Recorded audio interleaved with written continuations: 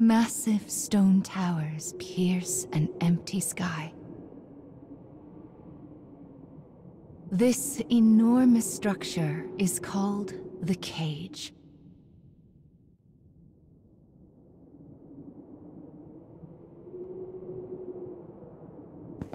In its shadow, a lone girl walks with purpose.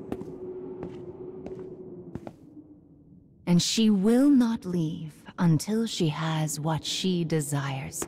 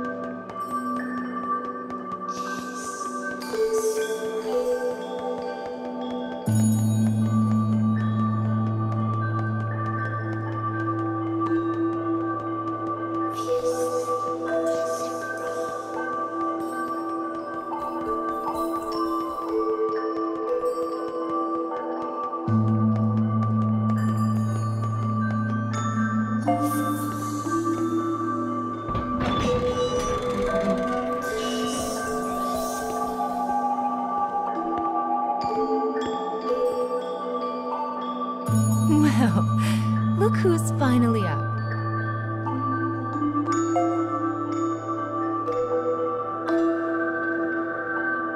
Oh dear. So you did lose your voice after all.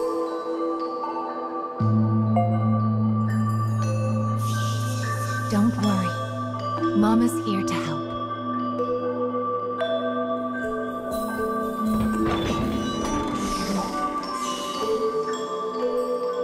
This way.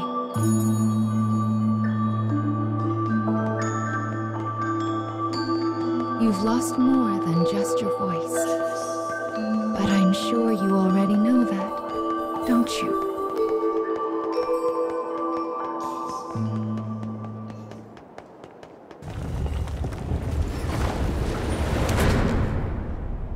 You've lost so much, but the time has come to reclaim it. Life will be much harder if you can't speak after all. These stairs are the entrance to your prison, a place known as the Cage.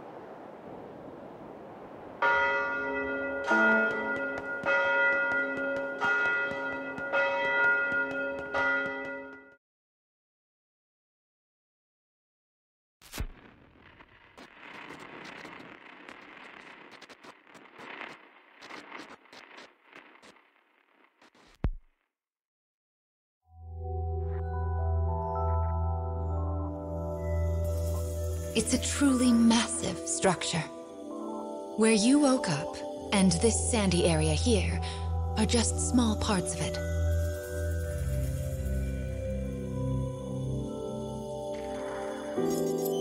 This place is called... the Cage?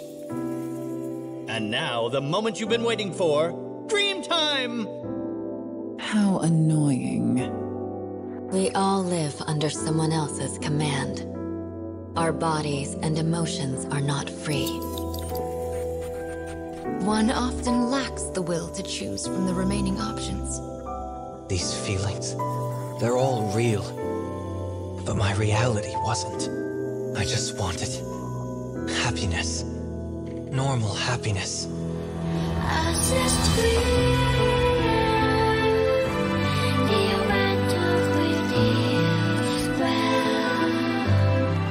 Perhaps freedom, in the truest meaning of the word, never existed to begin with. We don't have time to deal with gods right now. I am a different man now. It's something I want to do. I won't stop until I've destroyed them all. Sear this into your mind. I can destroy the flowers with What this. is your anger meant for? I'll kill them all.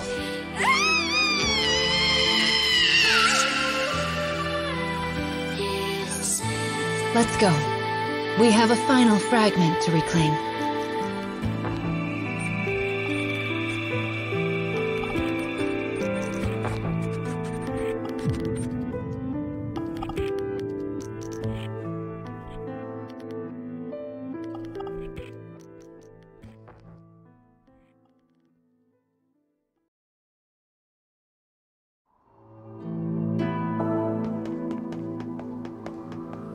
Goodness, look at these rivers of sand.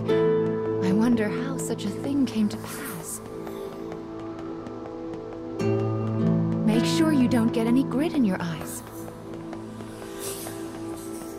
I wonder where all of this sand is going.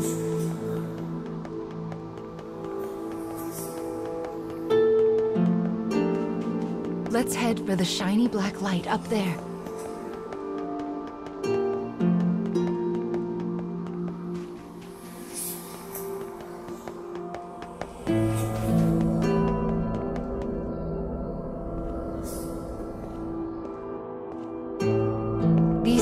Statues are scattered throughout the cage.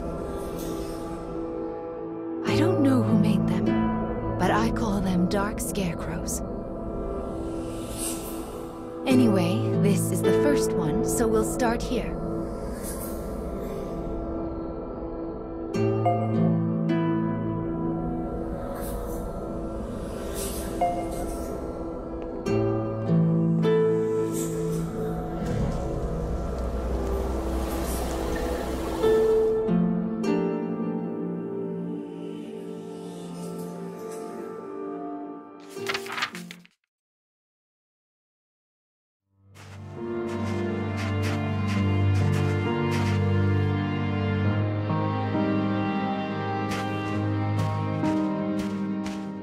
A young boy of good upbringing moves across a vast wasteland. A taciturn man follows. The boy proceeds uneasily, his eyes constantly probing their surroundings, almost as if he fears they are being followed. Suddenly, a dreary town emerges from the dust.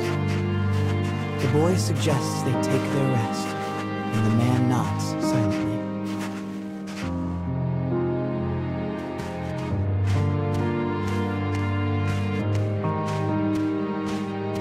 The two make for a nearby eatery, hoping to shake the road from their weary bones.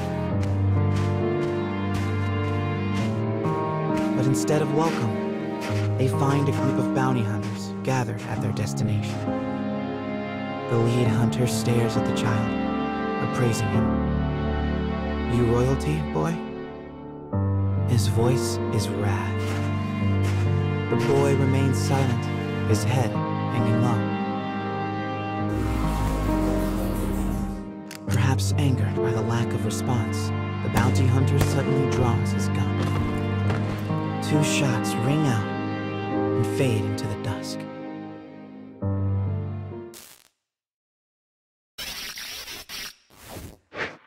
Did you see the flock of black birds that possessed the bounty hunter? They're nasty sorts who like to fly in and warp the story. Well, we are not going to let that stand, are we? Your role is to defeat them and put the story back the way it's supposed to be. But I suppose you already know that, don't you?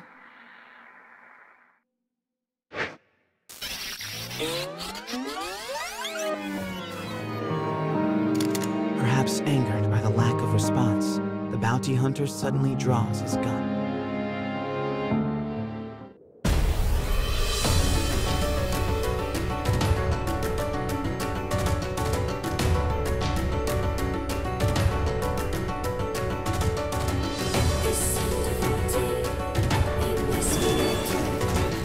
I shall take care of them.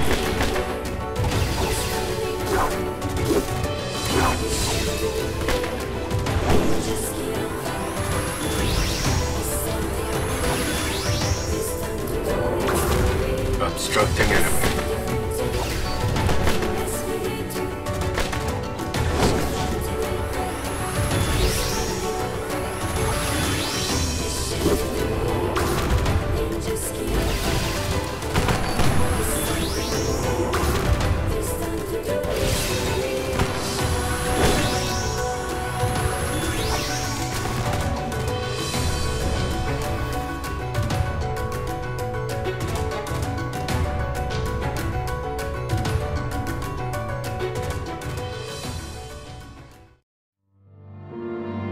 Having defeated the hunters, the man turns to his charge. "Are you hurt, my prince?" "I am well," replies the boy. "But remember, I am no longer a prince." With a wry smile and a touch of regret, he proposes they take their leave of the town. The man silently nods and gazes upon the boy's face.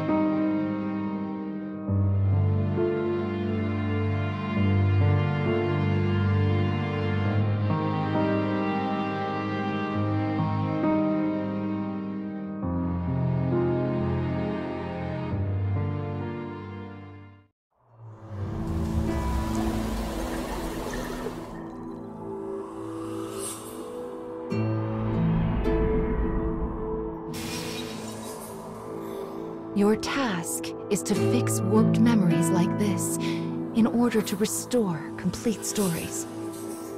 But we also need to collect weapons like these. Do you have a rough sense of what you're supposed to do now, child? Wonderful. Then let's keep this up. Also, Mama's here to help, so don't worry too much about it, all right?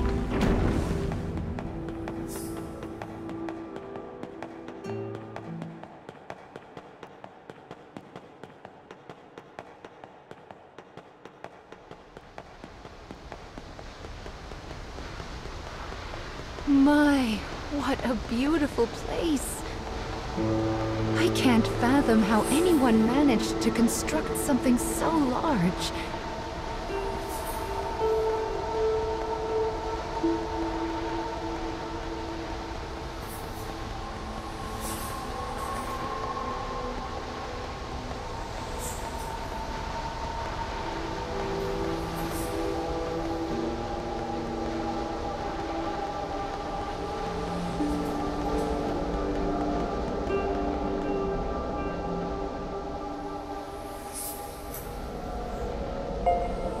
Well, here's the second one. Are you ready?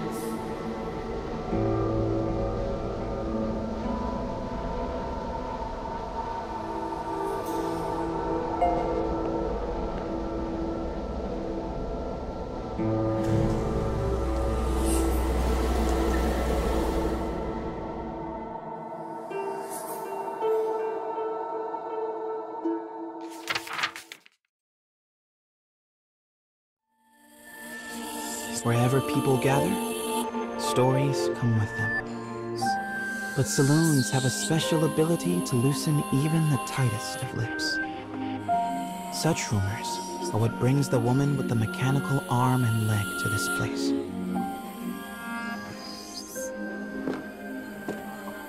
For she is a bounty hunter in search of her prey.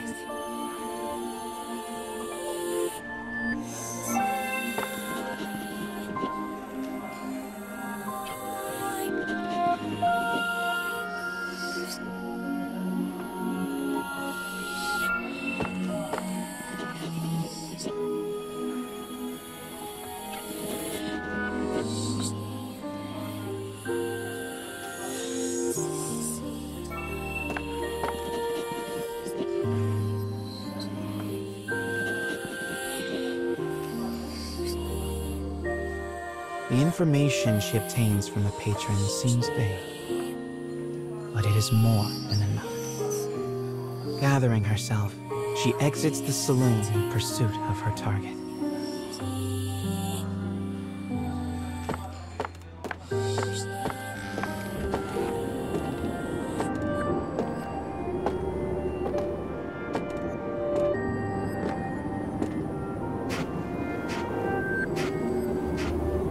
Bounty hunter blocks the woman's path.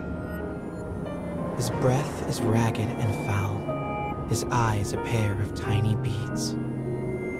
"Give me all your money," he howls.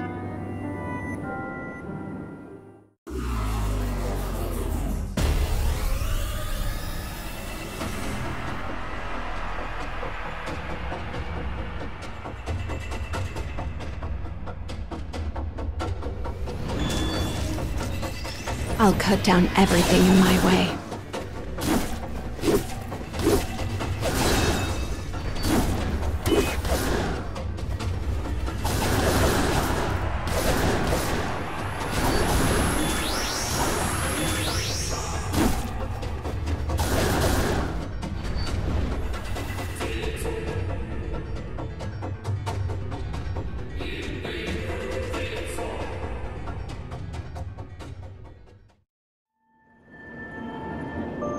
It is over in a moment. The woman's sigh is carried off by the wind. No mediocre highwayman could hope to stand against her desire for revenge.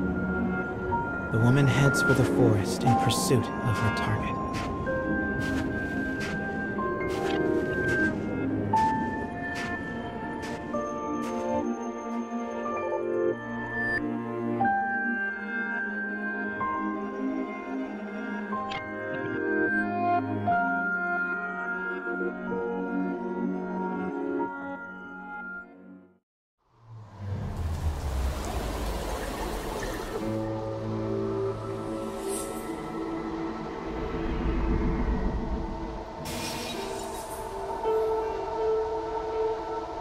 We collect stories in order to regain what you have lost. But we also do it to make your wish come true. So let's keep it up. Slow and steady wins this race.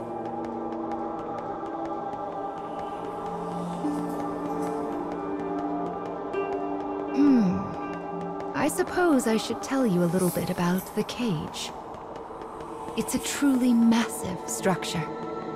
Where you woke up, and this sandy area here, are just small parts of it. To be honest, a great deal of the cage is a mystery. I'm not even certain who gave it that name.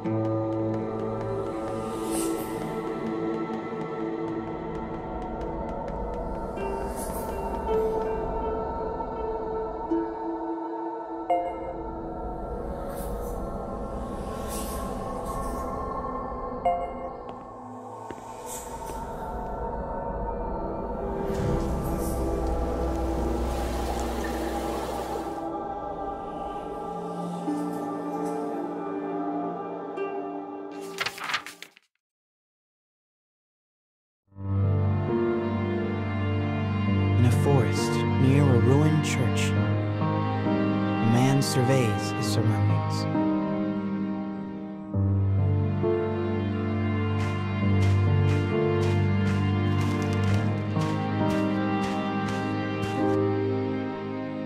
It would appear he is searching for food. The expression on his bandaged face is clouded.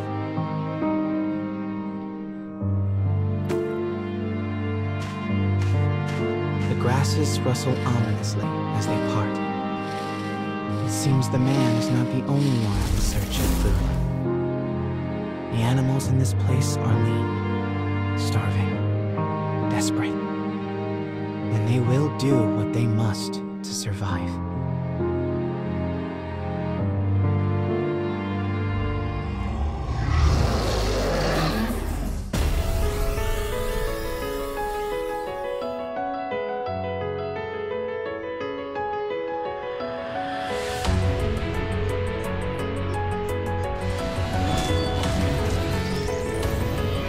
Enemy forces sight.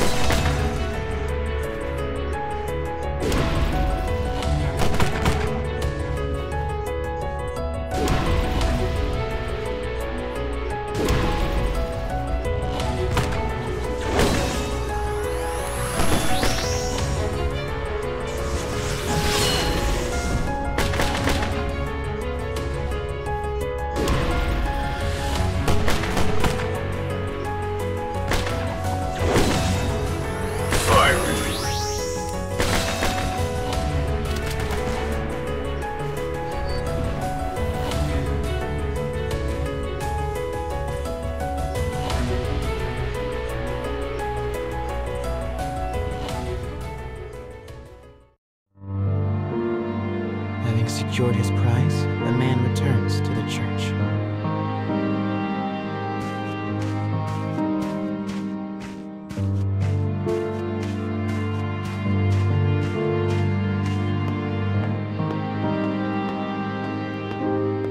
The sound of his worn boot heels echoes throughout the dilapidated chapel. A boy lies at the back, his face drawn and haggard. The man kneels down and offers some of the food he collected. But the boy is too weak to hold it.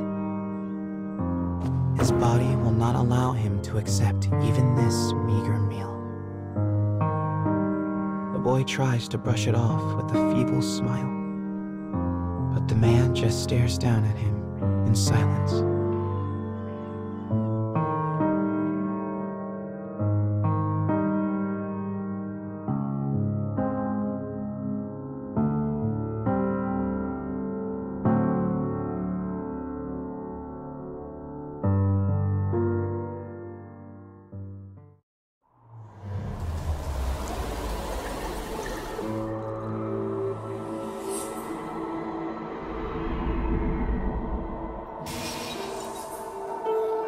To think that poor sick child had to travel the wastes in his condition. Still, we've restored the third memory now. If we can collect the next one, it will mark the end of the staff's tale.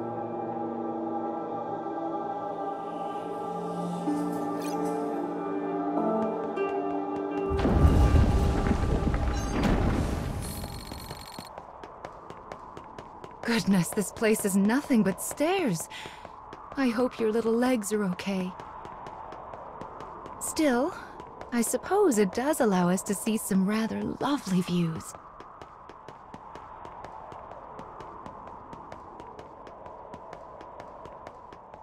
Be sure to rest whenever you start to feel tired, child. Someone once said resting is the shortcut to success after all.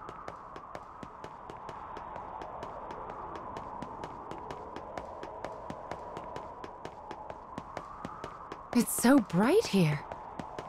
Ah, there's the fourth one. We should be able to enter the final memory here.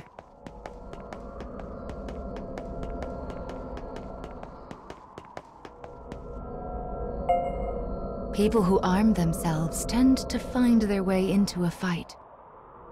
I fear you will have to face a good deal of death from now on. Are you ready?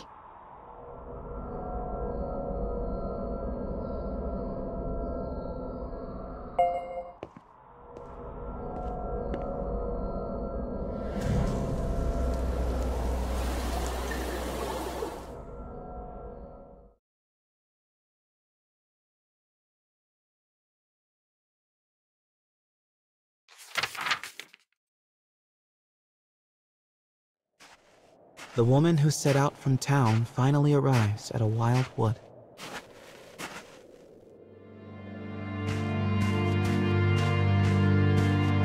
Soon, she comes across the ruins of a once proud church. The ceiling has collapsed, the walls mere suggestions.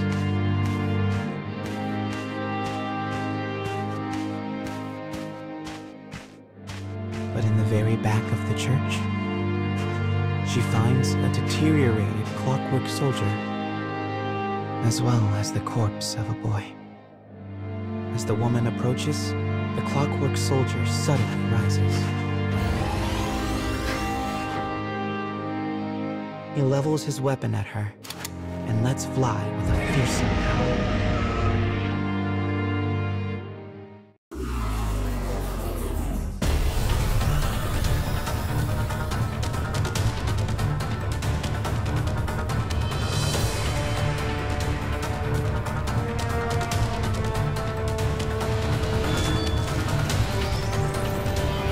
Enemy forces sighted.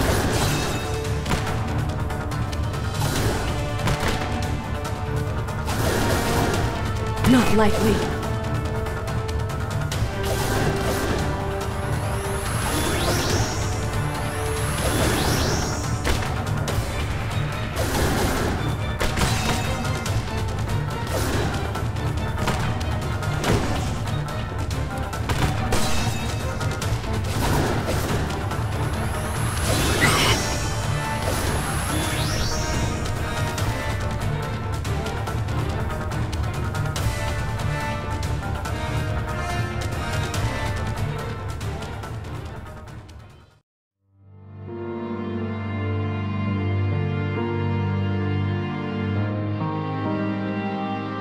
The woman accesses the logs of the fallen soldier.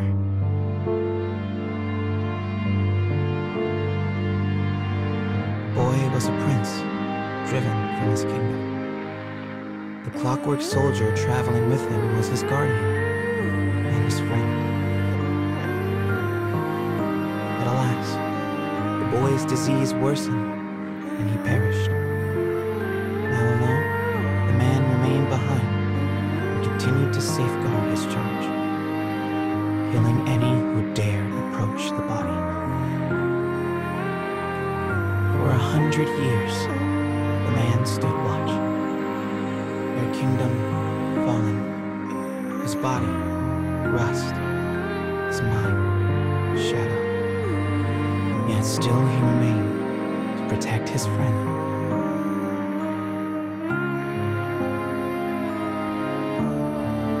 The woman builds a grave to mourn the pair and leaves the forest without a word.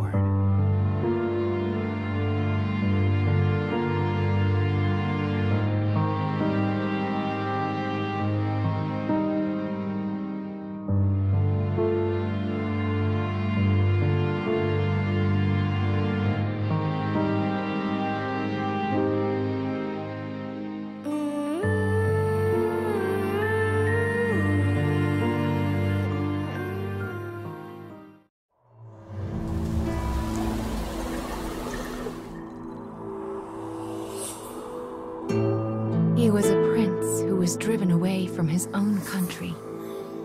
And before breaking down, the machine tried so hard to guard his master's body.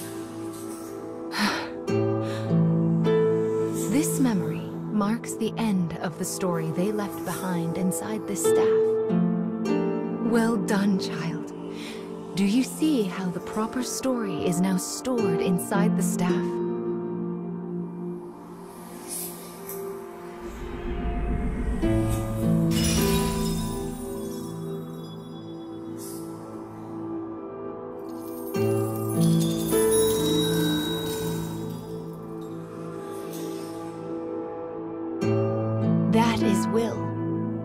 of the lost fragments that you should be collecting.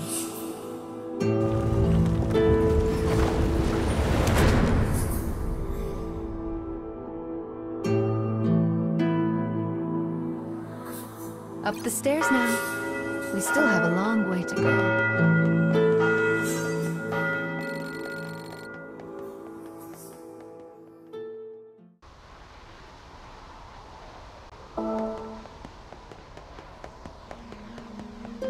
The road splits here. Mama thinks we should go right because it's the right way. But left also might be the right way. If it wasn't clear by now, Mama doesn't actually know.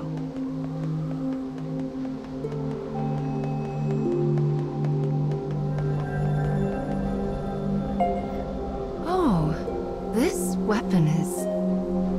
Anyway, let's get started on its restoration, shall we? I wonder what kind of story we'll find this time.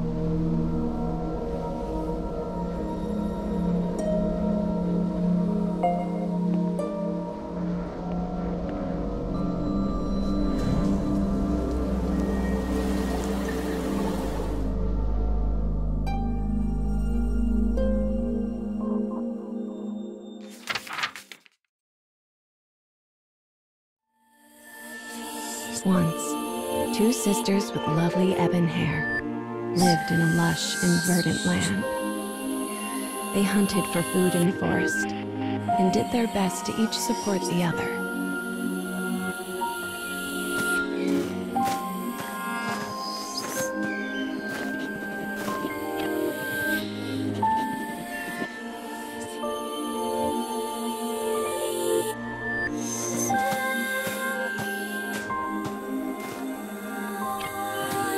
The elder sister had been born in the woods and was an archer of rare skill.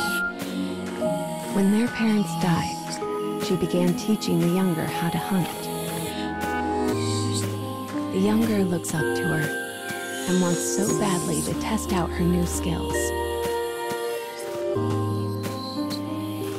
This thought fills the older sister with warmth as she follows after her sibling.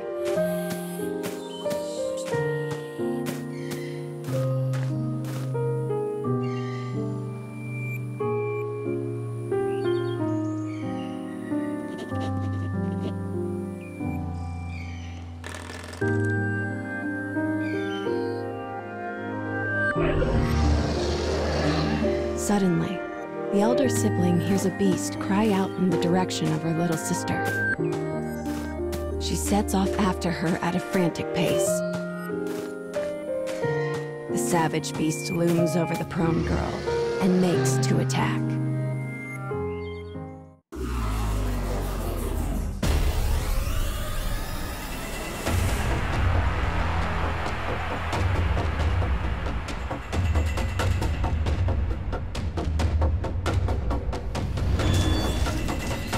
I'll cut down everything in my way.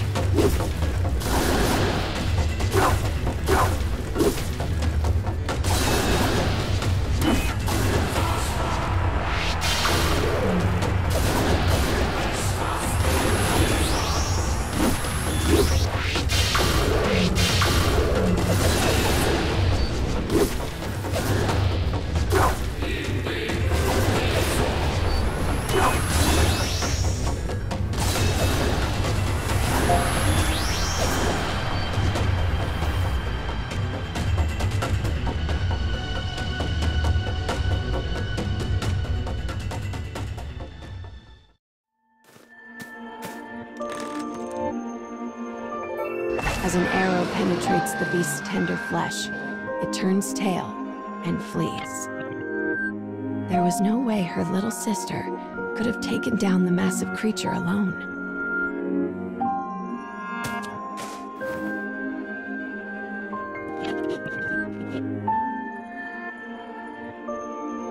Trying to calm her, the woman removes her silver hairpin and places it on her sister.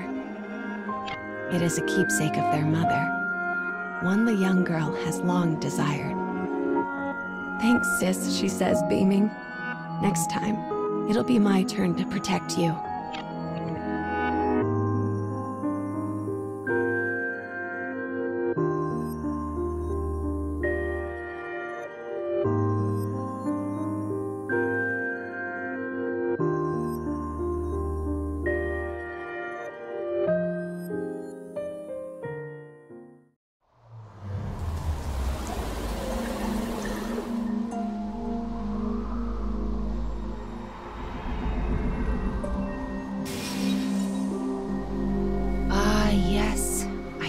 see, the story of this weapon is all about that woman. I feel like we've seen her somewhere before.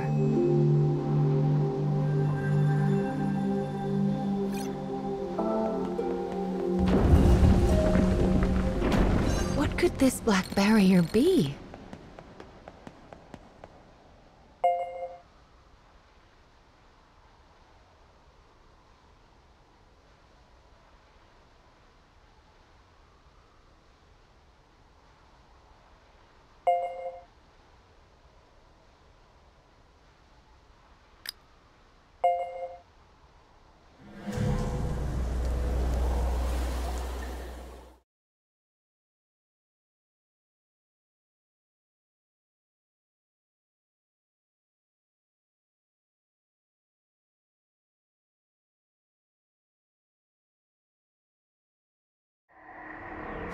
How can the enemy be acting outside of the scarecrows?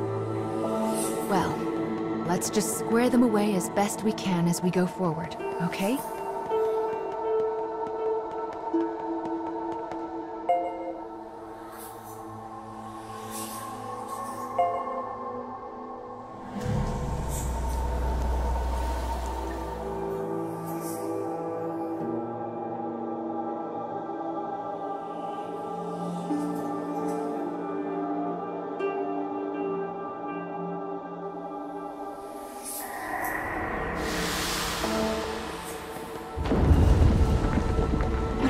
Could those dark creatures be after? I'm sorry, child. There are just so many things that Mama doesn't know.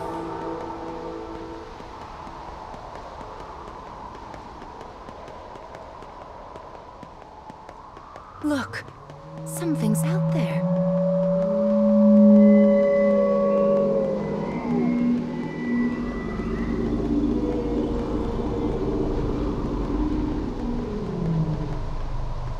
What could it be? There are so many mysteries in the cage, aren't there?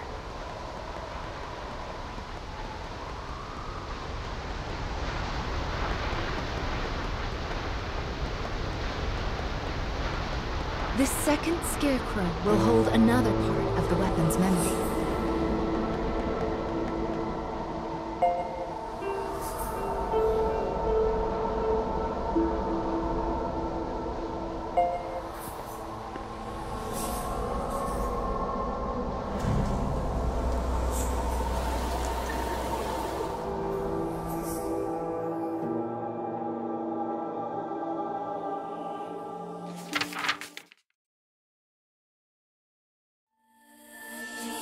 Done with their hunting, the black-haired sisters decide to return home before dusk.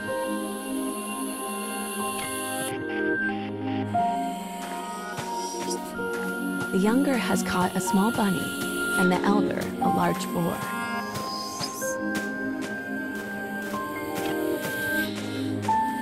It is a typical day of hunting for the pair.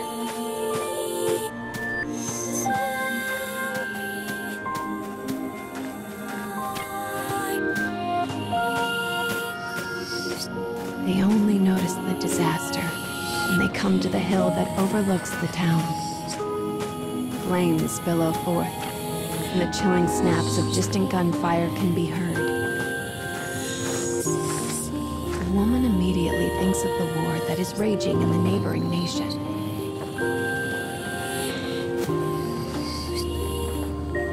She tells her sister to stay put and goes to see what is happening for herself.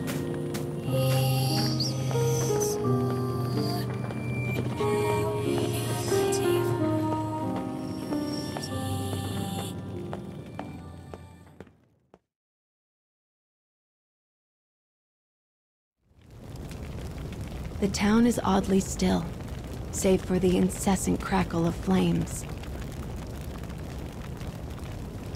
The woman gasps as she takes in the grisly sight before her. All she can see are bodies. Bodies. Bodies.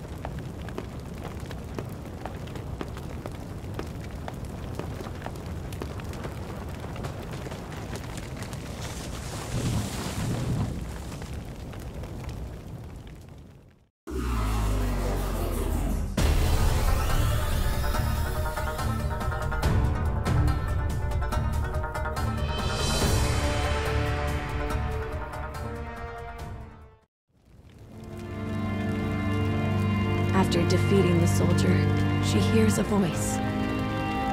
Her worried sister has followed her into the fires of the village. Enemy soldiers cry out all around them.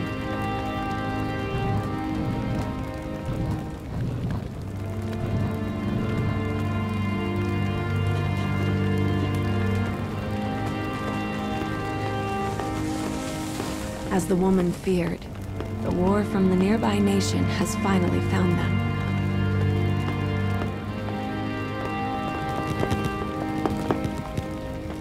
Strange and fearsome men surround them on all sides.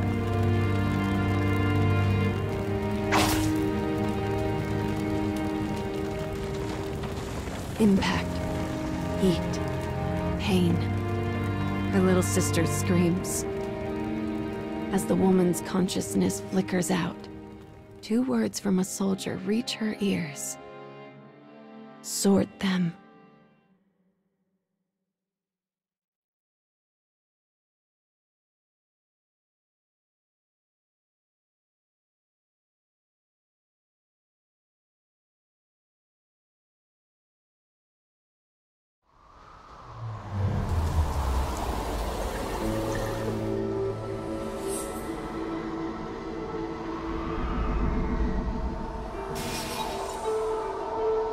I see. This weapon speaks of war.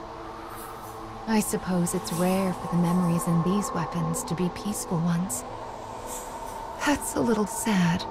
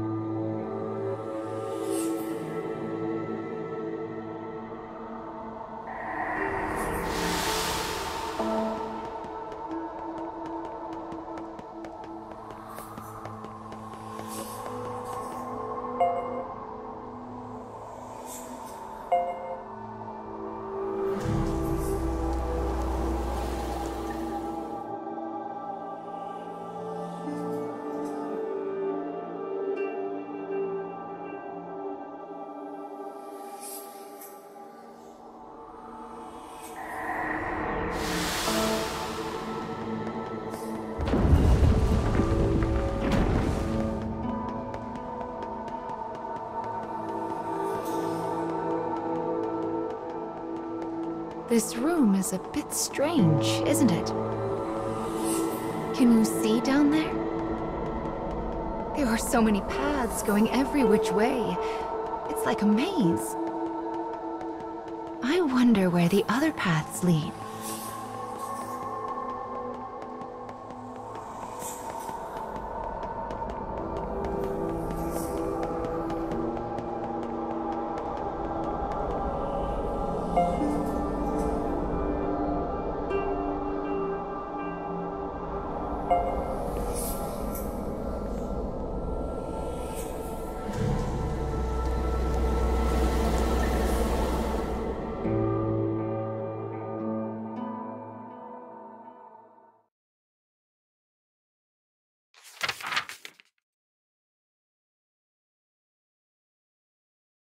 The black-haired woman regains consciousness in a world enveloped by haze.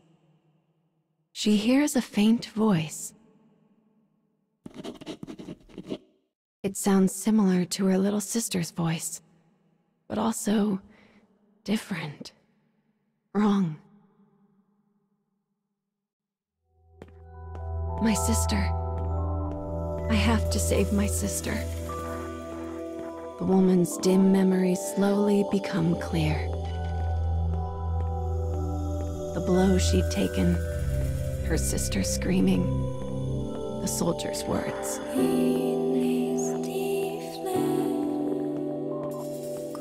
Her only sister, her only family. She must save her. As she runs, the woman's world is enveloped in a shimmering wall of white.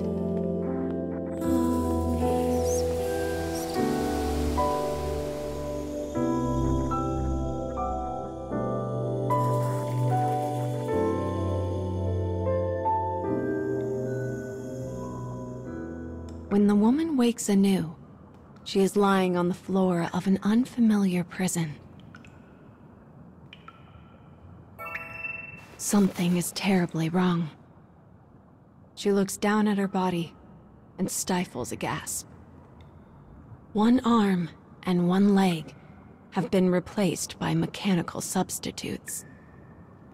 And her black hair is now as white as snow. Where is my sister? She dashes off through the dim prison in search of her missing sibling. She dispatches both her cell door and its guard with equal ease. Only then does she realize the truth. Her body is now a terrible weapon. As this knowledge sinks in, darkness envelops her.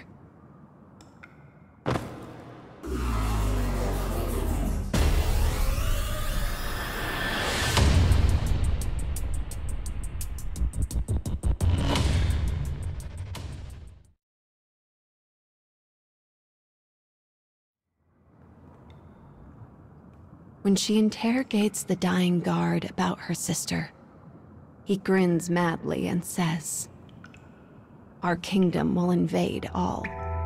Every country will bend the knee to our might. Then we'll experiment on the survivors and turn them into beautiful killing machines. Oh yes, they will be sorted." With these final words, the soldier dies. The woman begins to run.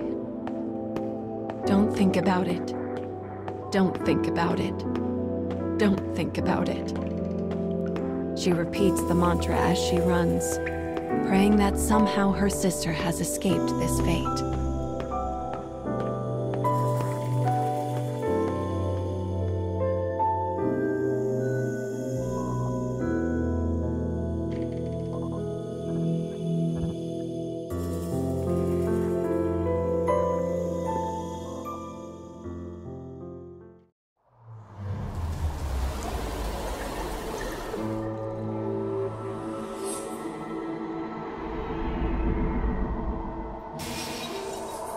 The memories of the woman in this weapon. She lost her arm and leg because of her dark past.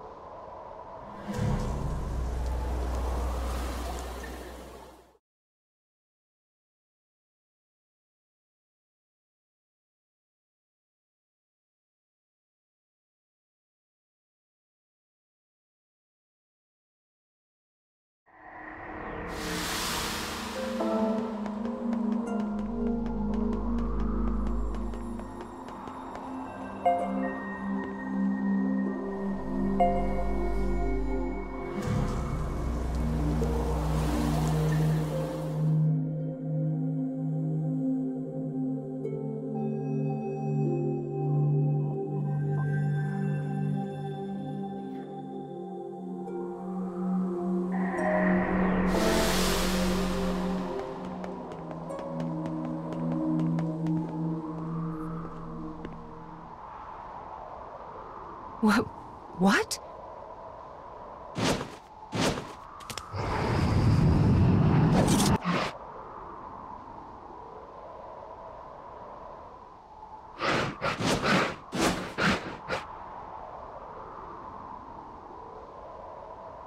That was...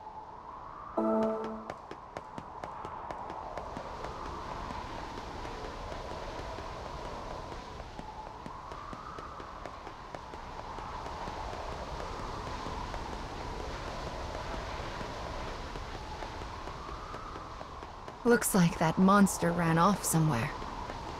Anyway, The next memory we find will be the last for this part of the cage.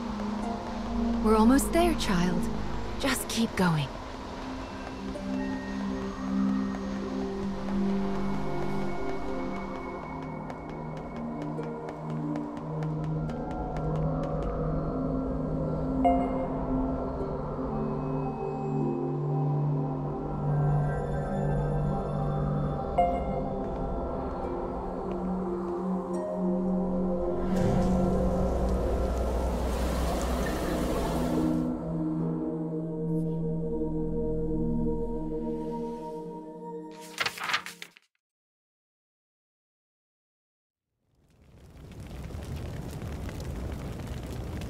As the woman exits her prison, she beholds a town stained red with both flame and blood.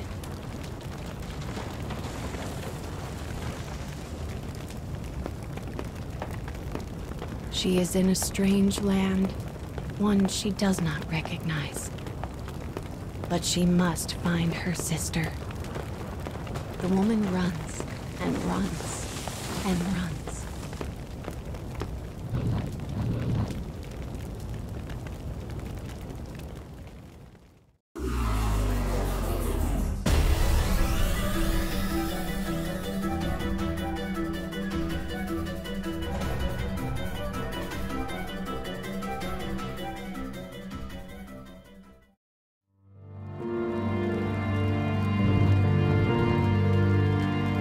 That's a child. Upon hearing the wail, she dashes toward the sound.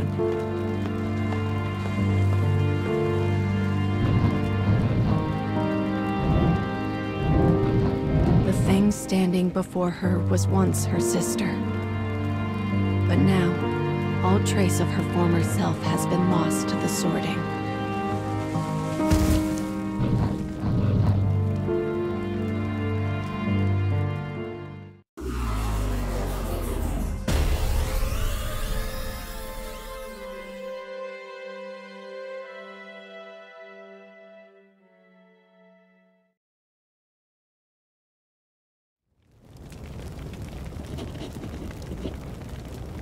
Her transformed little sister trembles, as if trying to remember something.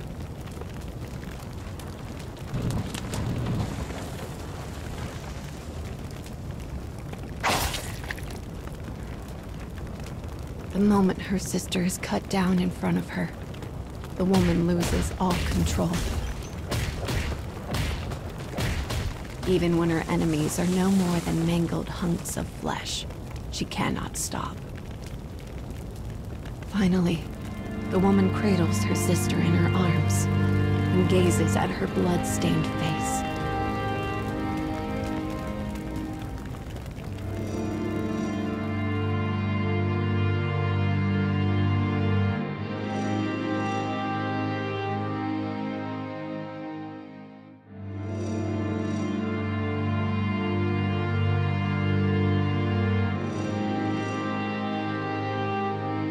Their hair, once dark as night itself, was now pure white.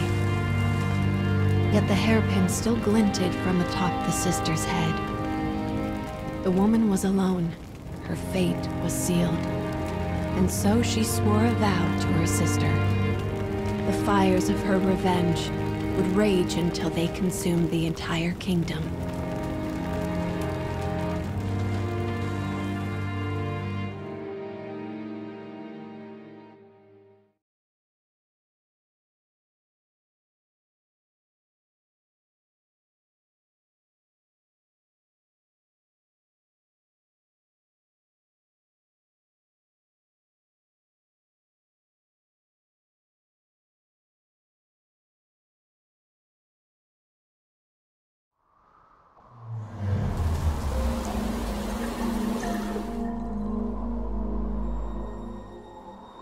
People need goals and hopes in order to live their lives. And for her, revenge was itself a form of hope.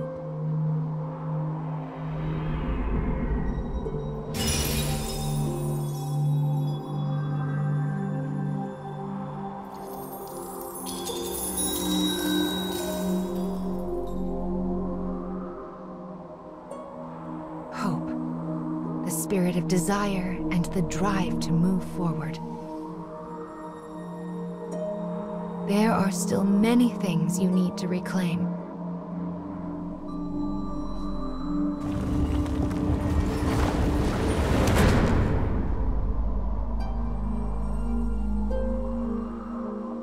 Come now.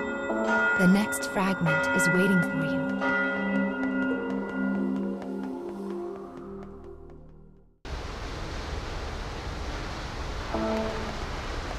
What are those things up ahead?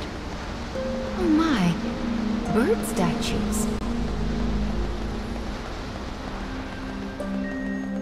Oh, it broke. I do hope no one saw that.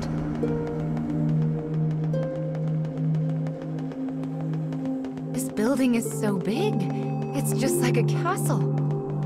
Let's fix the memory in the scarecrow and then invite ourselves in, shall we? This gun.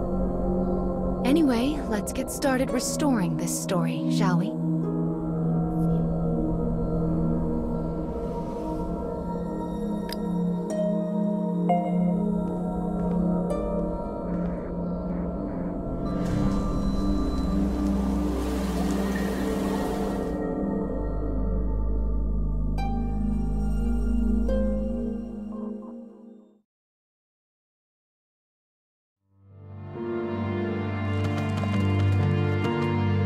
A mechanical soldier sleeps amidst the detritus of a castle storehouse. Time has no meaning here. A minute is as an age. Until the day he meets the boy.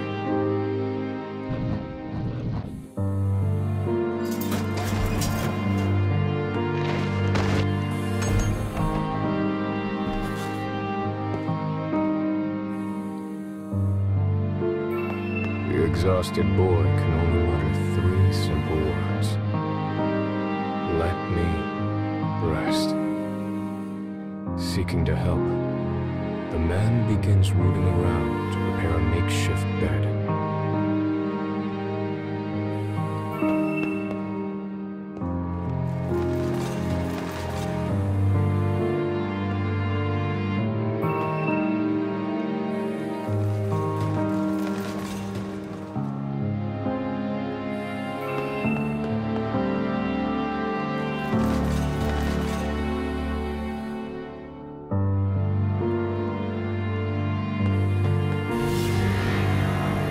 As he continues to dig, a discarded weapon suddenly activates.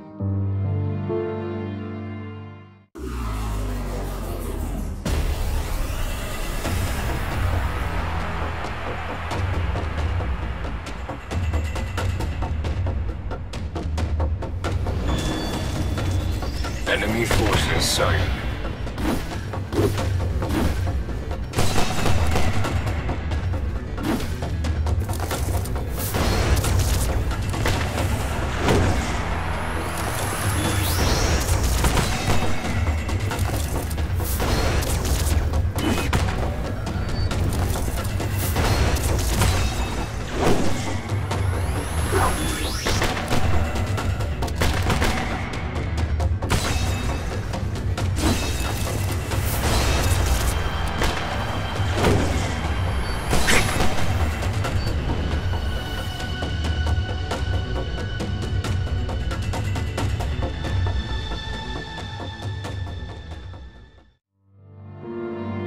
The man manages to assemble a crude resting place from the storehouse junk.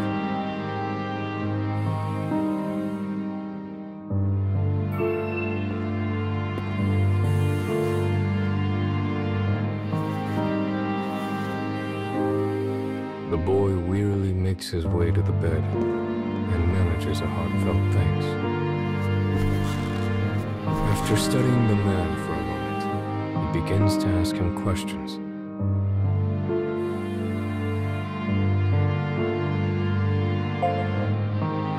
The man explains he was unable to carry out orders and discarded as defective. The boy responds that as his disease has grown worse, he too has been cast aside.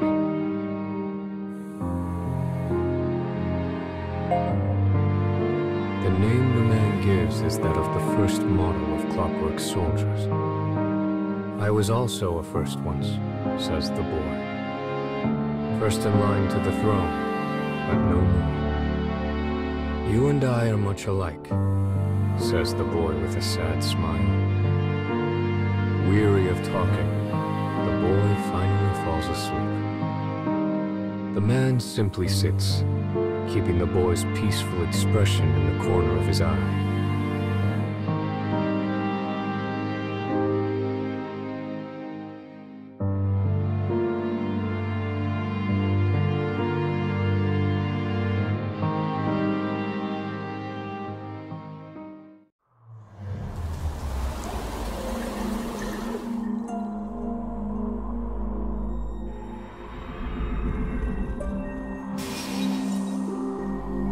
This is the story of a gun-wielding mechanical soldier. I suppose these are memories of when he first met the boy with the staff. Well then, let's head over to the castle.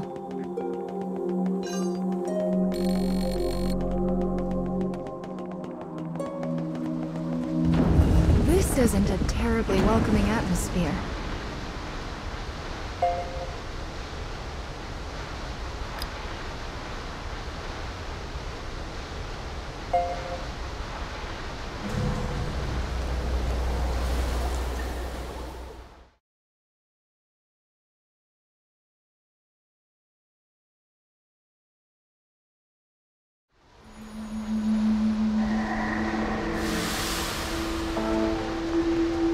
It's the privilege of youth to move forward by breaking everything in your path.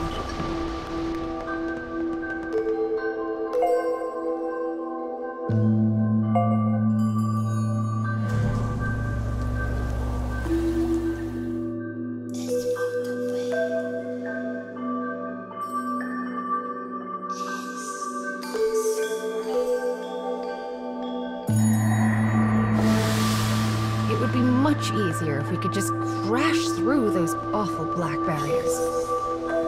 Now this is an odd room. Well, let's keep going.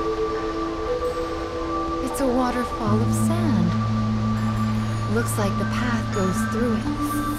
Maybe there's a way to stop the flow. Is that a switch? The sand stopped. Oh, how lovely. Now we can move past it. There's a switch here, too. Give it a push.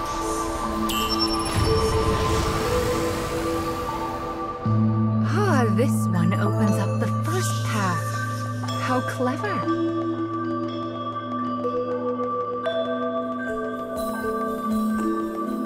The path is open now.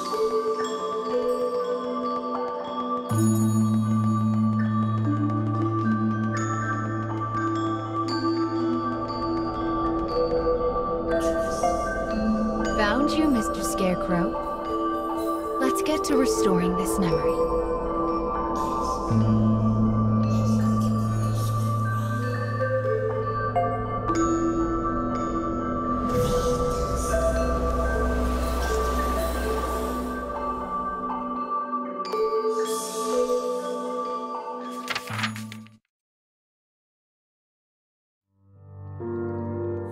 The cold room burdens the boy, and his condition worsens. The man looks about and sees what appears to be a bottle of medicine.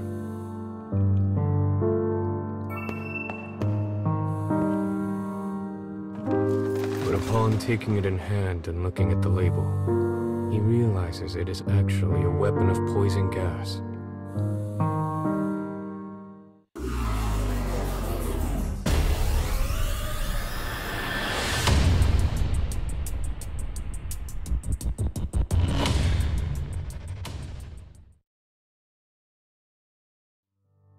The man continues to search for medicine that might aid the boy. It seems the storehouse expands beyond the junk pile pressed against the wall.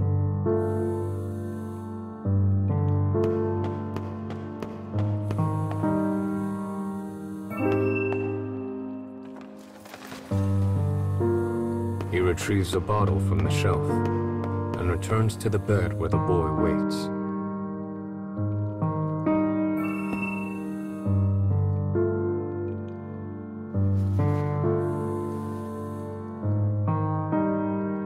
The boy looks at the man's gift and chuckles. "Empty bottles won't cure me, I'm afraid," he says as the man stares at him blankly. "Still," says the boy. He suddenly stands, as if a thought has come to mind. The boy places a candle in the bottle, turning it into a small lamp. He then begins to sing in a small, quiet voice. By the power of his will does the hero draw his sword, to stop the mean advances of the darkness in the world. He will use this light to lead away the people from fear's horde.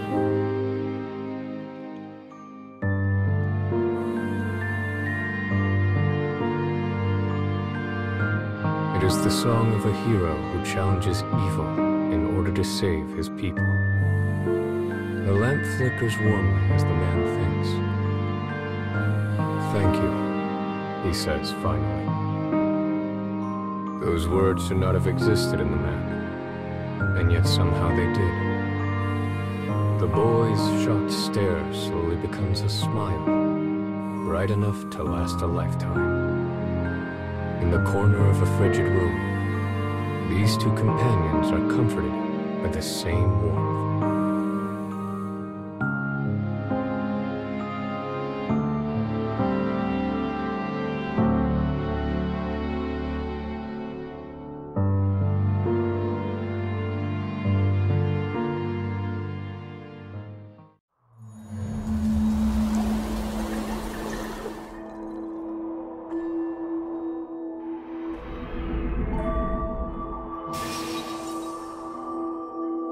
I imagine you're getting used to this by now.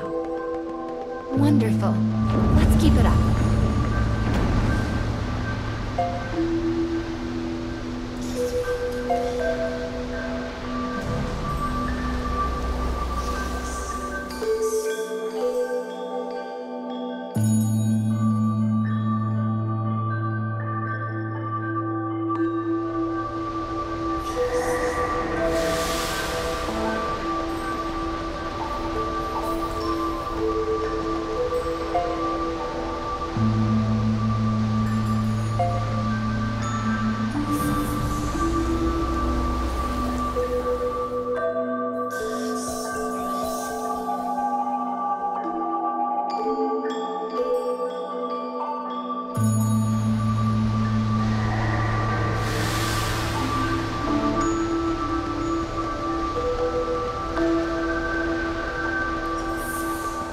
These stairs look terribly unsafe.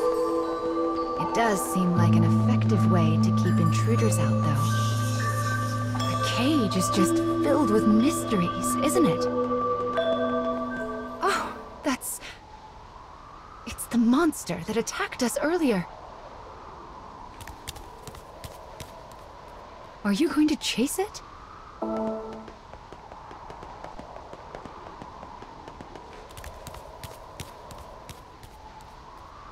It's almost like it's calling to us.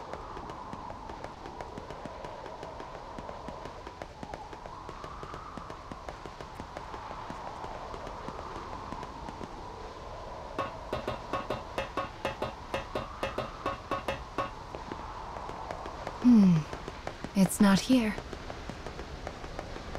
Well, let's take care of the scarecrow for now.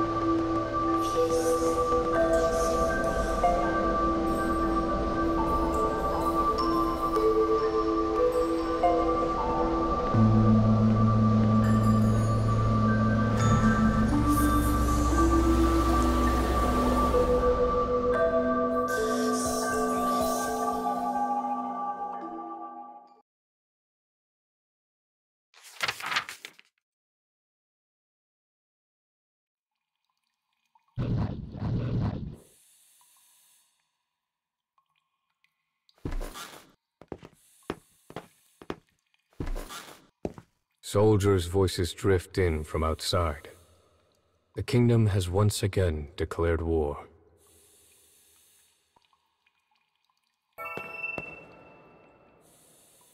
The boy looks at the man and opens his heart. He once lacked the courage to stand against his father and had stayed complicit. But now he burns to stop the king and protect his people from the horrors of war. The passion in his eyes is evident.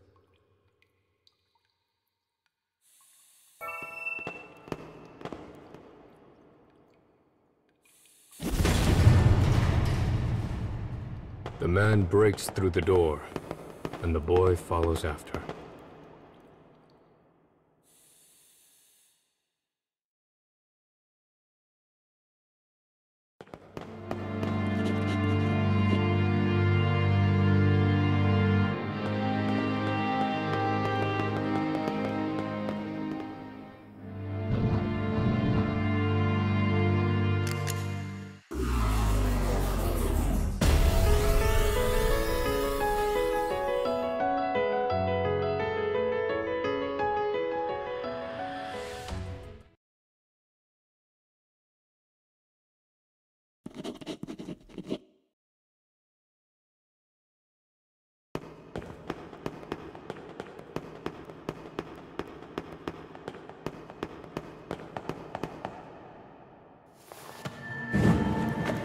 As a divine light shines behind him, the king glares down at the two interlopers.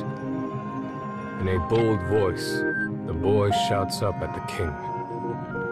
"By my name as the firstborn, I propose this war be ended." In that moment, he is just like the hero of his song. With a sneer, the king looks to the clockwork soldier and says, The man freezes, but he cannot disobey his master, for that is how he was programmed. With a shaking hand, he readies his gun.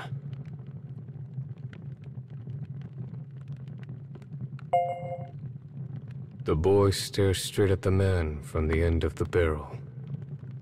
Unable to resist his orders, the man's finger hovers over the trigger. In a final, desperate move, the man shuts down his own motor circuits. His finger lets go of the trigger, and he falls to his knees before the boy. It is the first time he has resisted orders of his own volition, all to save the boy. With an animalistic cry, the king rises up before the pair.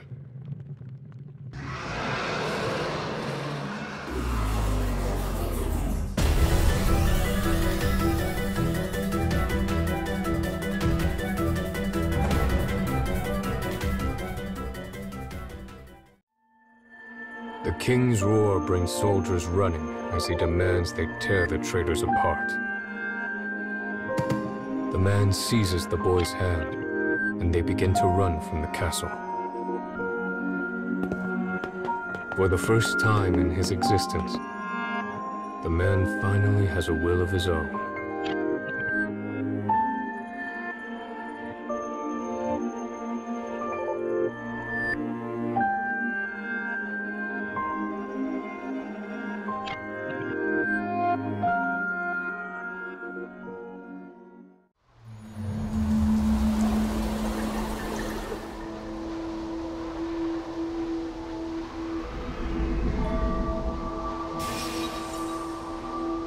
A memory of war.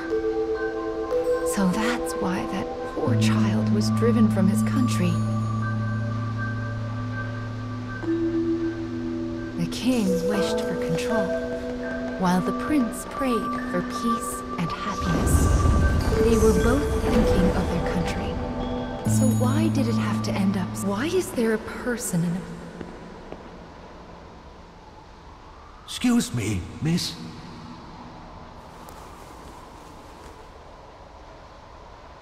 I've been waiting here for a really long time. But my mommy still hasn't come. Oh, I miss my mommy so much, and I was hoping you could put me in that scarecrow like you did with Mr. Monster. I'm sorry. Mama can't help you.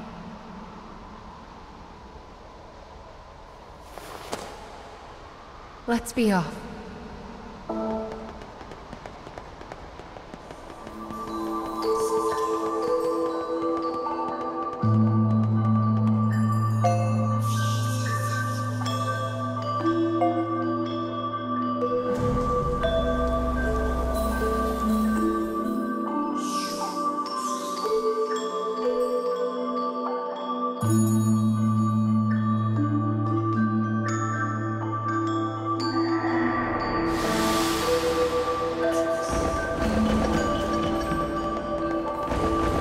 Man has been expelled from the story. I feel terrible, but there's nothing we can do for him. We must be careful not to end up lost like him.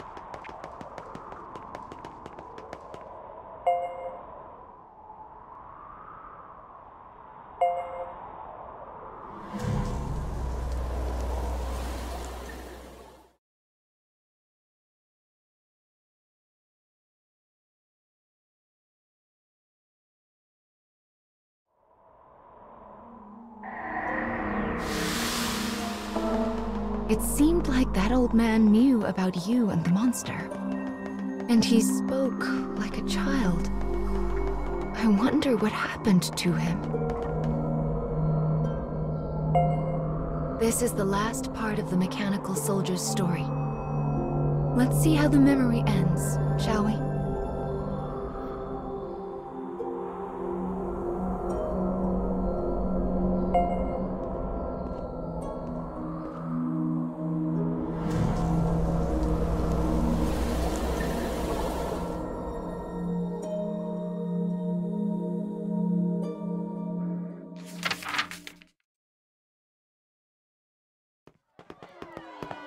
The escapees arrive at the town outside the castle and find people in a panic over the impending war.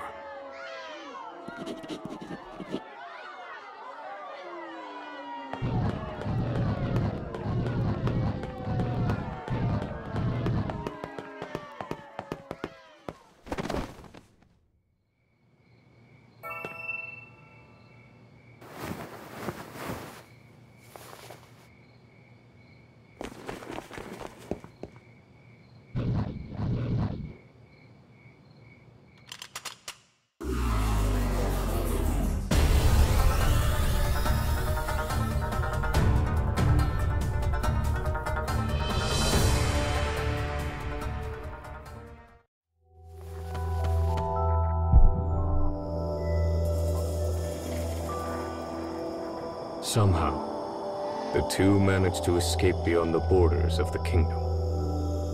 Looking back on their former home, they each make an oath. The boy swears to travel the nation as its prince and bring an end to the war, while the man promises to guard the prince until his dying moment. Together, they will sever the marionette strings the kingdom has bound them to. With determination in their hearts, they take their first steps into the future.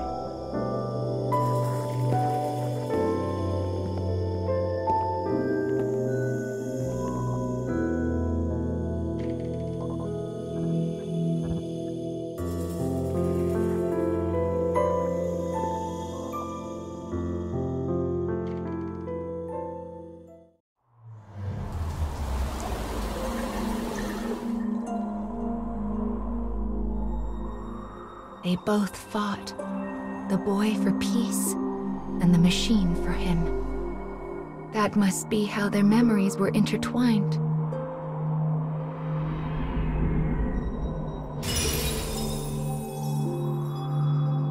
This is the third fragment.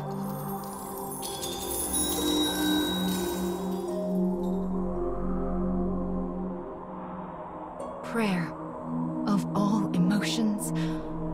I believe this one might be especially human.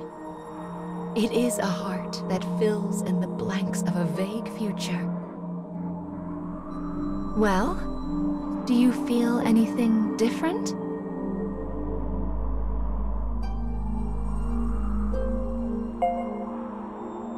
Oh. Well, there is still so much you lack. We'll take baby steps to get it all back, one at a time now.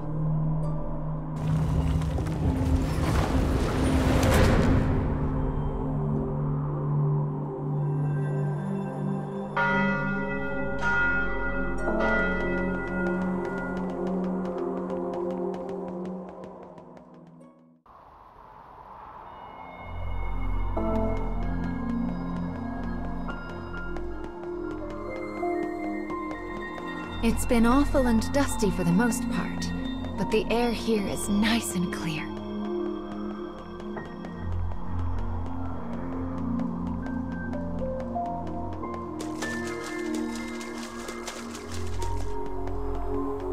Do you see that?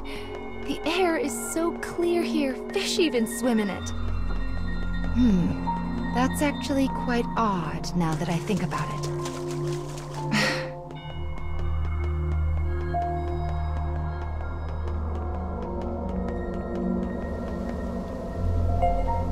Looks like we've found our first memory in this area. Oh my, this looks like a katana. Maybe we'll hear a story about a samurai. Let's have a look, shall we?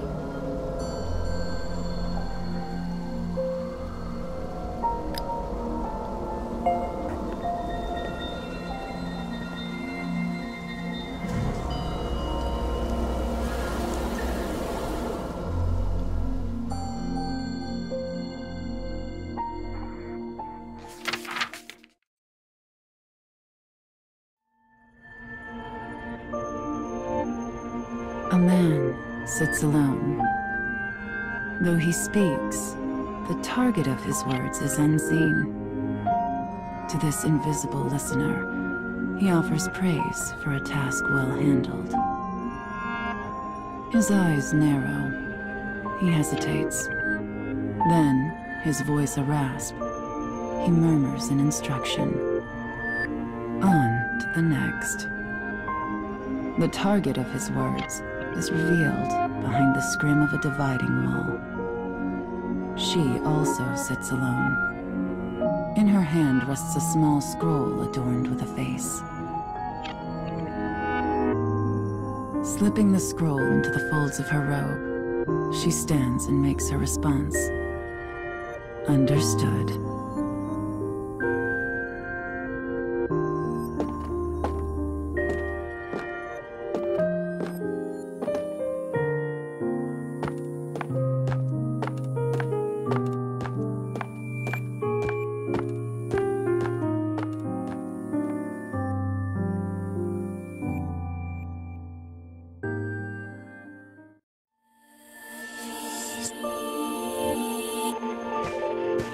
Thick clouds hang low against an ominous sky.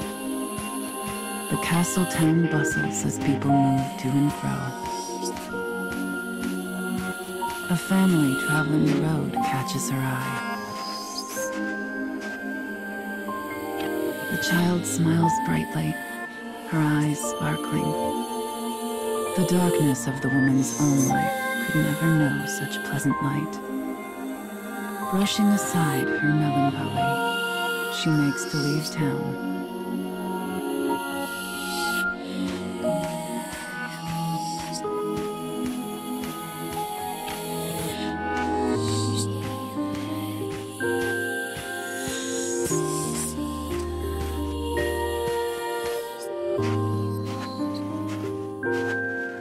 A sudden glimpse of silver catches the woman's eye as an assassin appears before her. A thin razor of a smile crosses her face. She knows this is exactly where she belongs.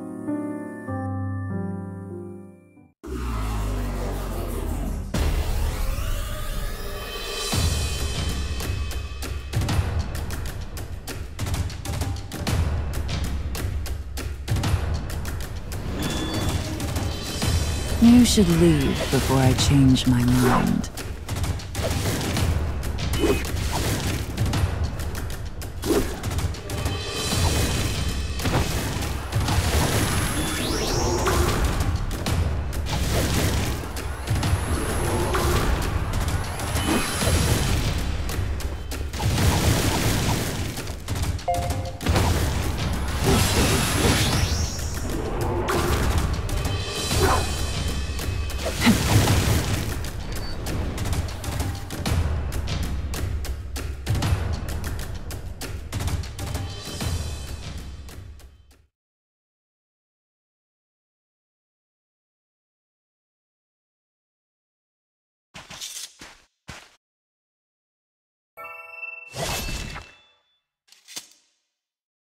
She claims the assassin's life before body can meet Earth. In the silence that follows, she muses on her life. She walks a path of blood, a solitary path, far from family or comfort. Had she ever smiled as that child did? Could she? Such thoughts swirl in her mind as the woman considers a life she knows she will never have.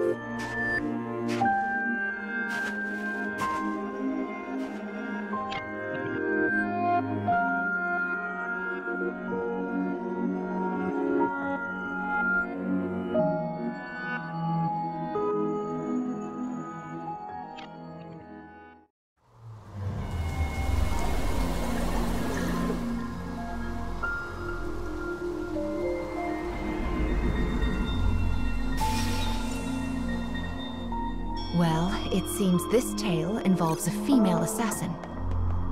I wonder what the secret to her strength is.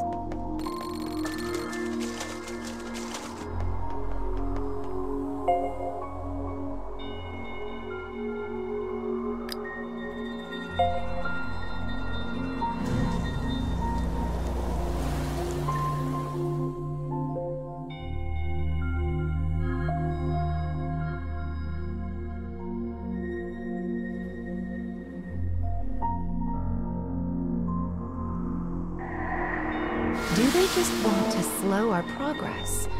Or is there some deeper goal? Sometimes I wonder what those dark foes are trying to accomplish.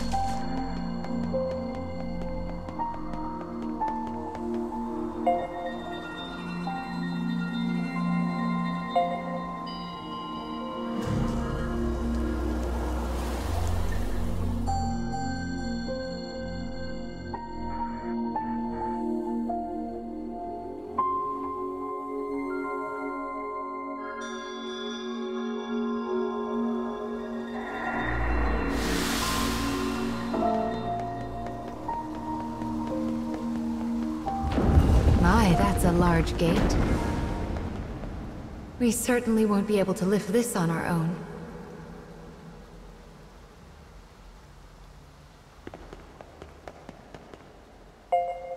What a good eye you have. Here, let Mama take care of that for you.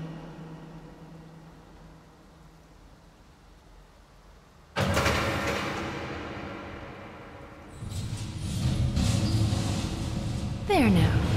That wasn't so hard.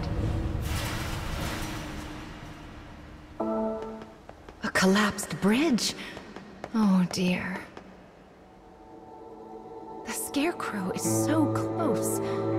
There must be a way to get past this. Wait here, child. Mama will take a quick peek around.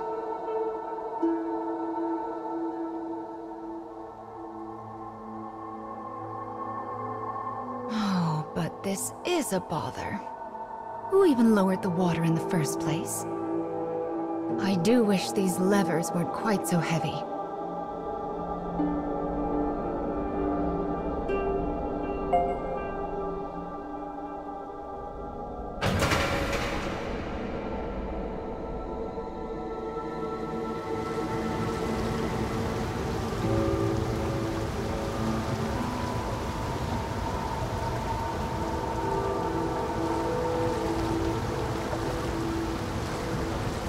Right then.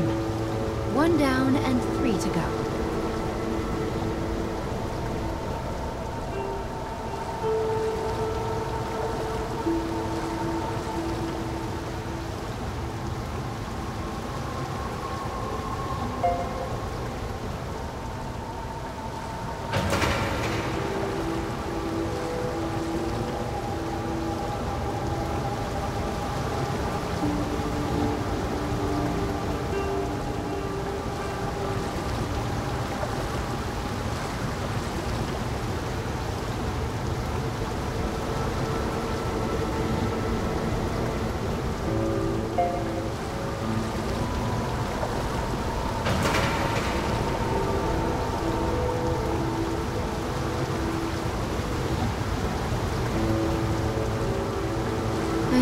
our mission is going quite well so far. I just hope those two find happiness.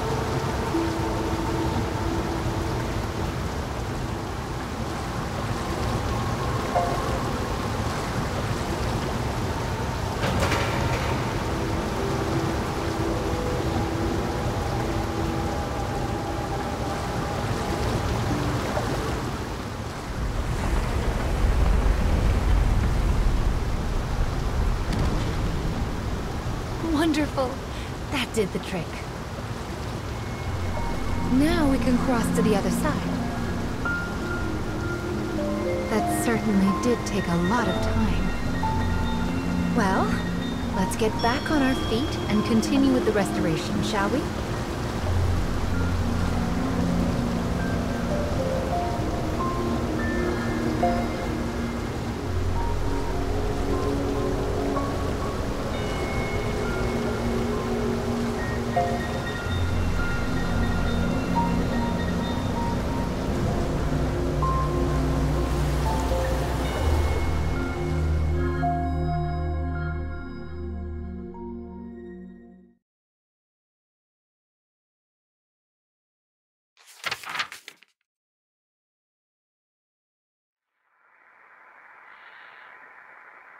The girl stirs from a thin sleep, her features weary as a woman thrice her years.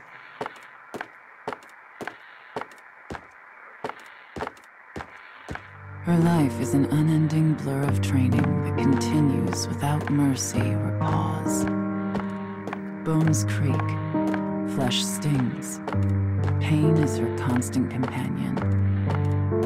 Yet she forces herself down the hall all the same. When she arrives at the garden, a bellowing roar orders her forward. Coming, she replies in a voice devoid of all feeling.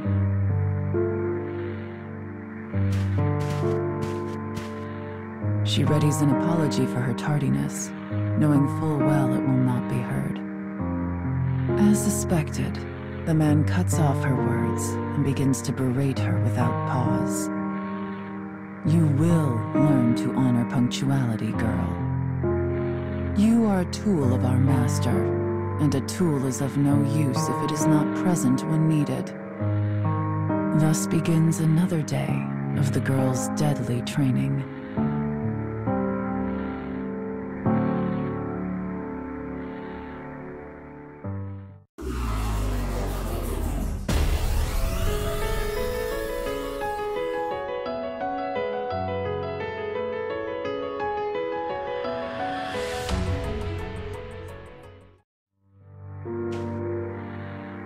Her family has served their lord's clan for generations.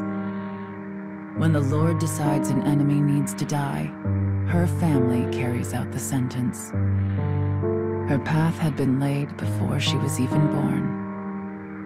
The path of a trained killer. There is no freedom for her, no thought of a different way. The path simply was.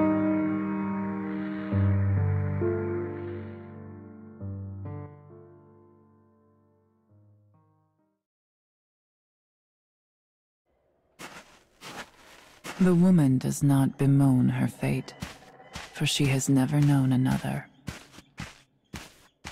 Yet, when she thinks of the things she will never have, she feels a terrible sadness. But she presses on regardless, leaving such distractions behind. At some point, she realizes that rain has begun to fall. Through the droplets, she spies a castle with a dark and enigmatic aura. Soon she finds a lone guard standing before a gate. Moving without sound, she looses her sword.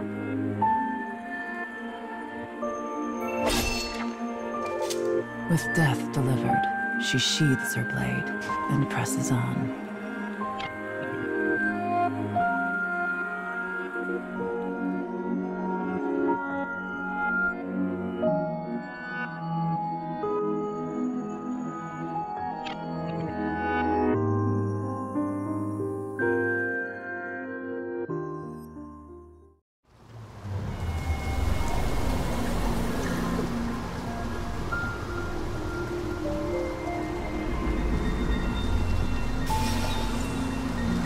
whole life had been decided before she was even born.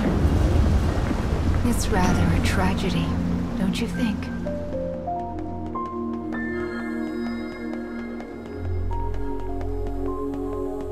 I'm sure you must have a birthplace as well. A place you...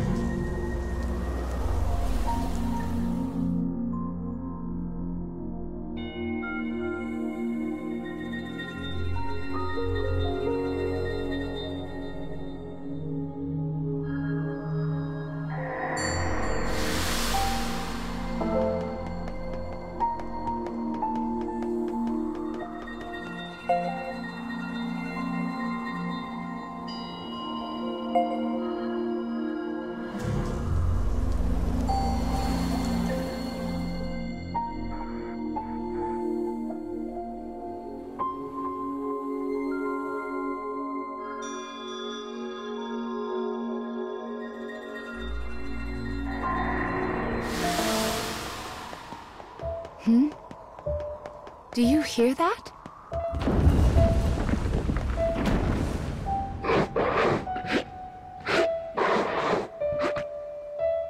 That's...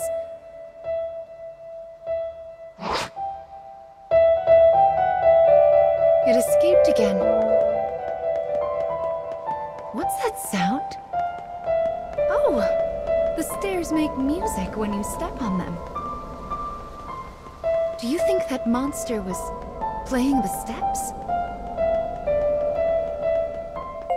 That's a rather cute thing to do, don't you think?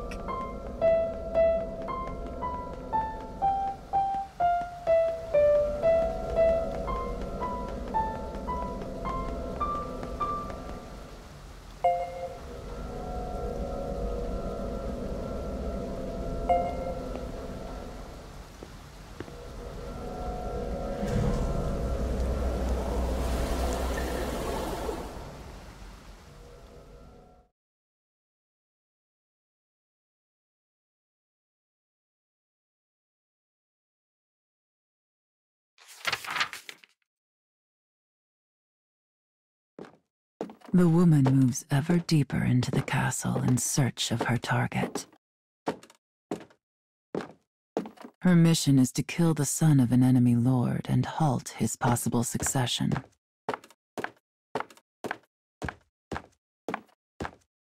The enemy army values blood. If the successor were to die, chaos will inevitably follow.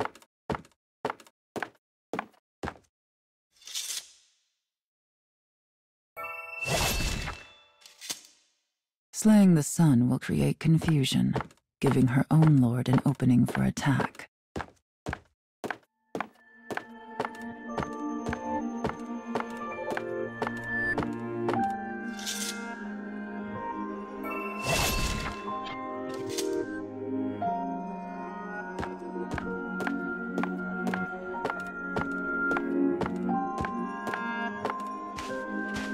She passes through the corridors and moves toward a reception room.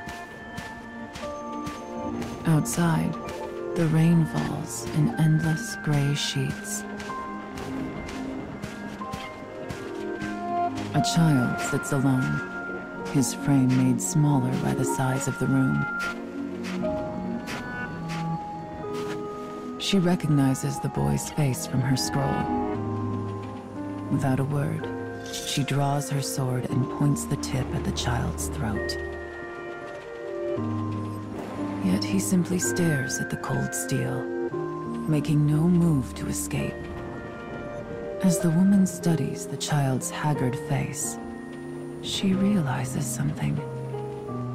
This is no son of a lord, but instead a girl frocked in boy's clothing. The woman asks her target why this is. As if a dam has burst, the girl suddenly lets fly with a torrent of grievance. I wish this house and this entire nation would fall.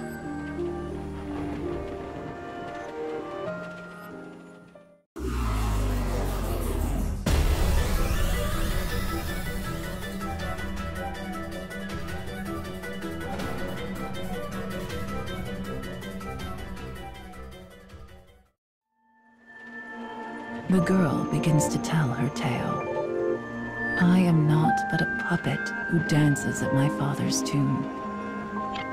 I'm no child to him, merely a tool to be used. I even denied my own heart and took false gender in order to fulfill my role. And as this house's tool, I live only to be killed.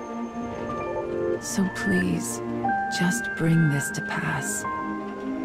End me. The girl's eyes turn to rest on the woman. This is who I used to be. Set to walk a path before I had even drawn breath. The woman's sword wavers. Her hand hesitates. Outside, the rain falls as if it was trying to blot out the very earth itself. And yet somehow, it feels quiet.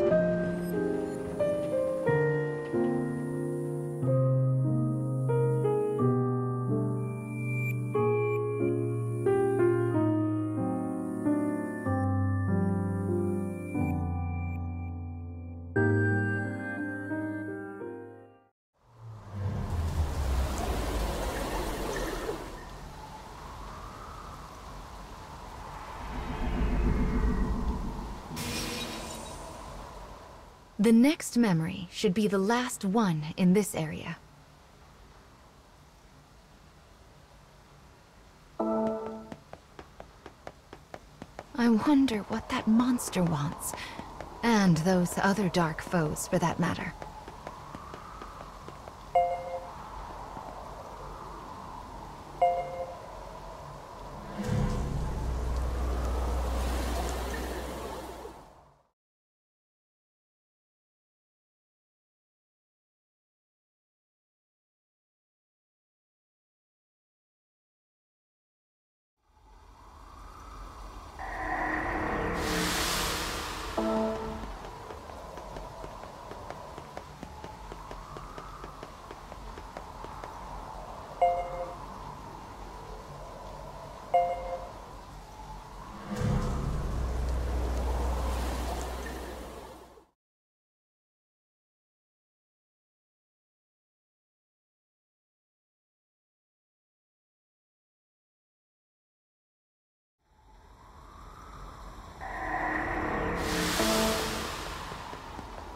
I think the last scarecrow in this area is inside this building.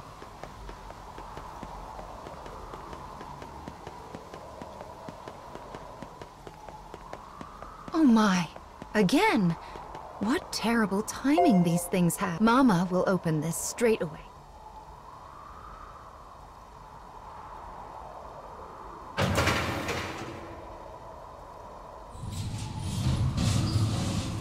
There.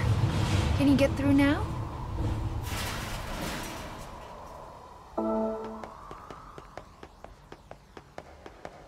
This next memory should restore the weapon.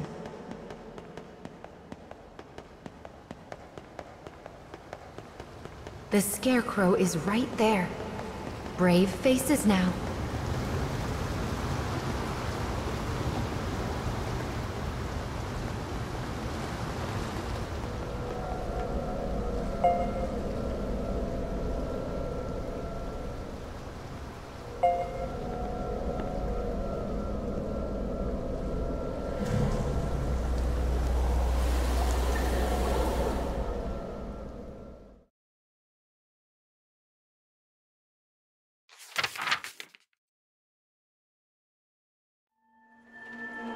The only sound is the rain.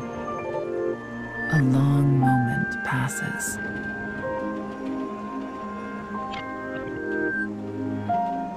The woman sheathes her blade.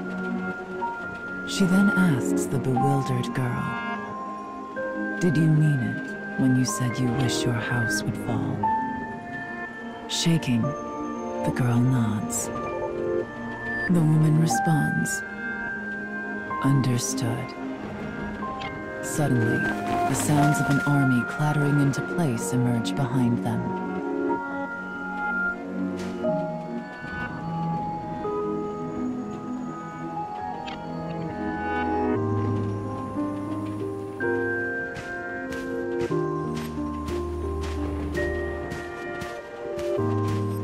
score of soldiers bursts into the reception room. The woman's face is the very picture of composure. "Come then," she whispers.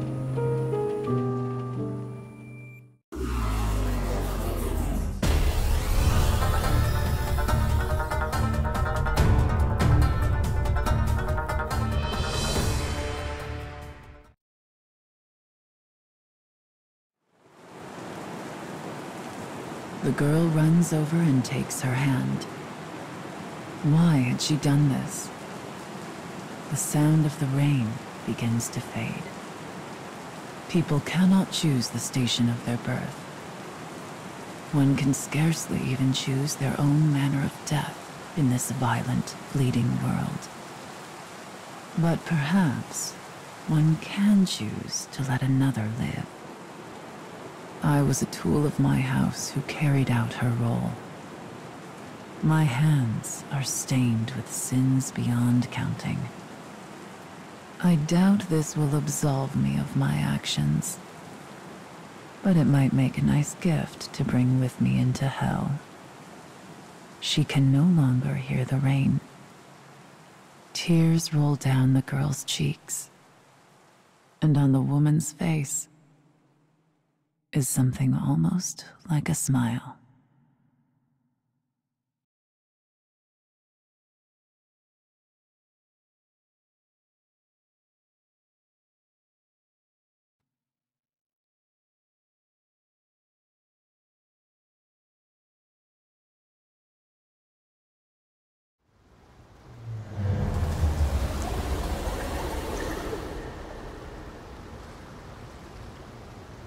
Perhaps freedom, in the truest meaning of the word, never existed to begin with. We are bound by heavy chains, which closes many doors, and one often lacks the will to choose from the remaining options.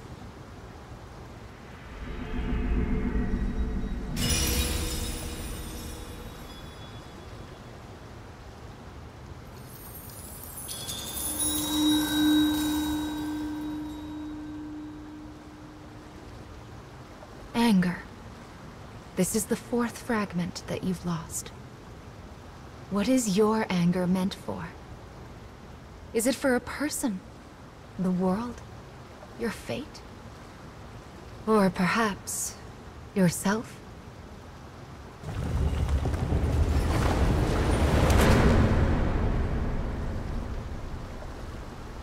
The time when you will also have to choose draws nearer.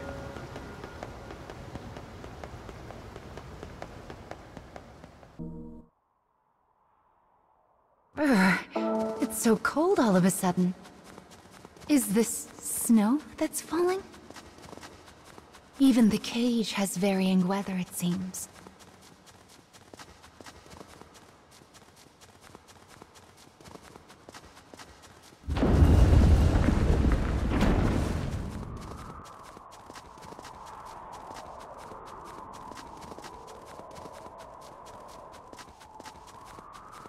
Falling snow, glimmering icicles. Why, even that fabric is frozen over. I never thought I'd get to see such a beautiful sight. Mama is truly touched. The fifth weapon should be here, as well as the fifth fragment. Now, let's head for the Dark Scarecrow.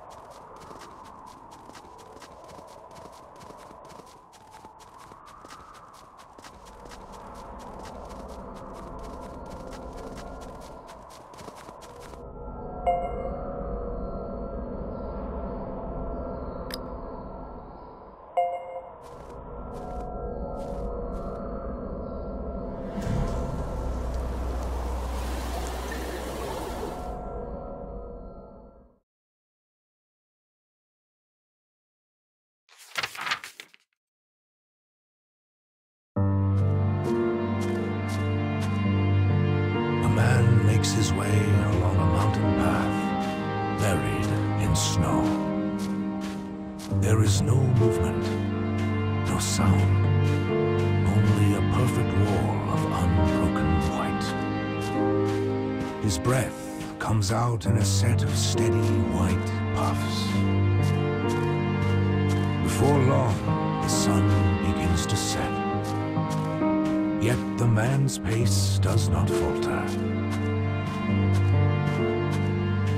A rift in the ground blocks his way. The crevice is so deep, he cannot see the bottom. The man produces his trusty hand axe from within a deep pocket.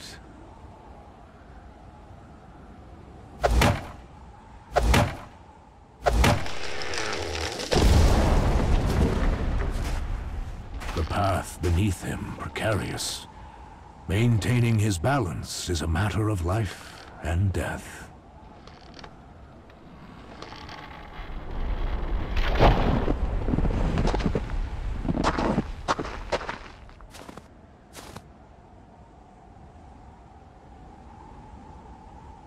Once he moves past the danger, he again makes for the peak.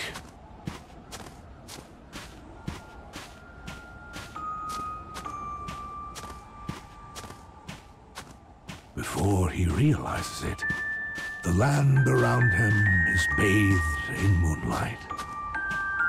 The man knows the mountain is more dangerous at night. Yet it still holds for him a kind of wondrous charm.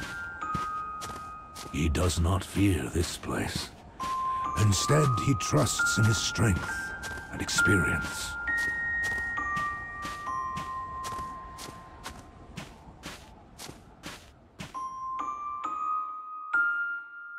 Suddenly, the steely glint of animal eyes glimmer all around him.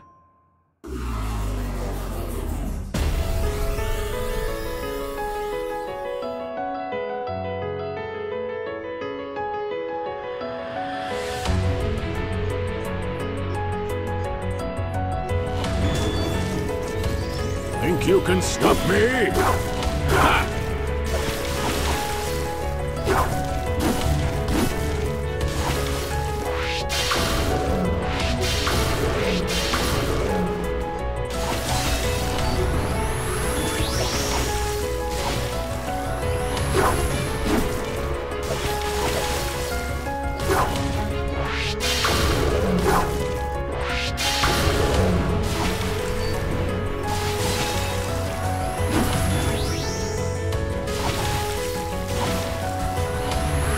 For some pain!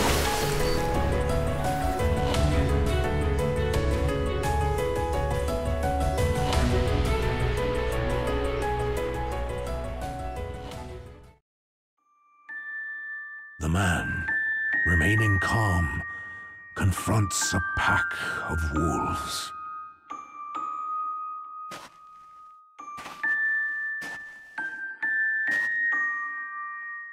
Don't run. Don't turn away. Don't look them in the eye. The final roar sounds. After fending off the wolves, the man renews his trek. No person has ever reached the summit of the mountain he now climbs. Yet he does not fear, for he has conquered many peaks long thought impossible. He forever seeks the line between life and death within the harshest environments. This pursuit is his entire reason for living.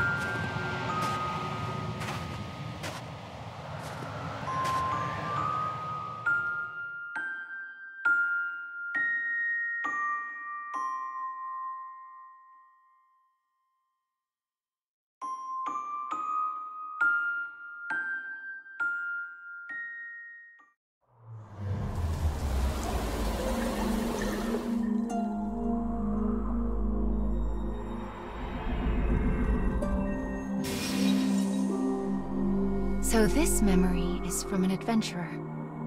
He certainly looked strong, don't you think? I've never climbed a mountain before. Not that I could, seeing as my legs don't touch the ground.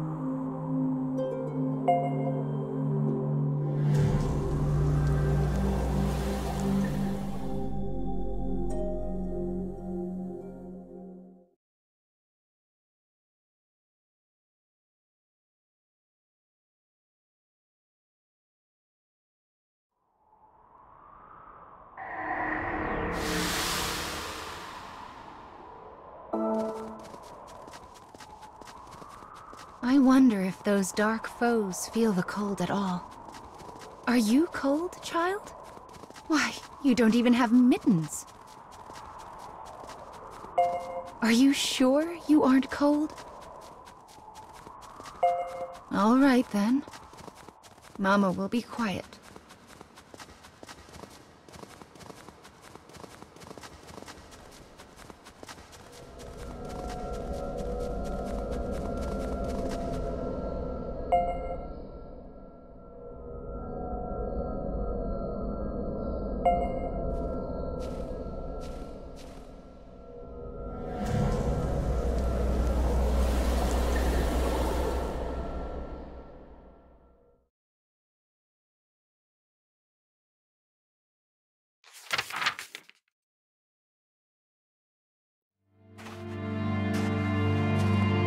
A terrible blizzard rages across the snowy mountain. The merciless wind and snow cause his steps to slow. Suddenly, his weary eyes glimpse a rocky shelter, just big enough for a single man. As he catches his breath, he recalls the letter tucked away inside his pocket.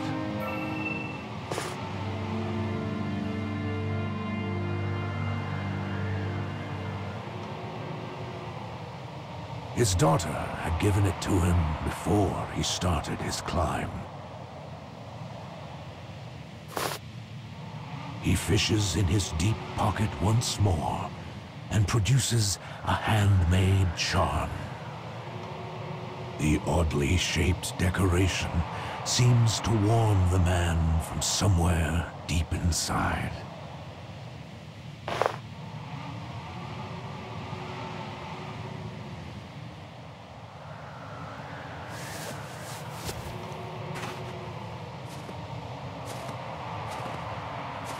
Having risen to his feet, the man's legs are filled with renewed strength.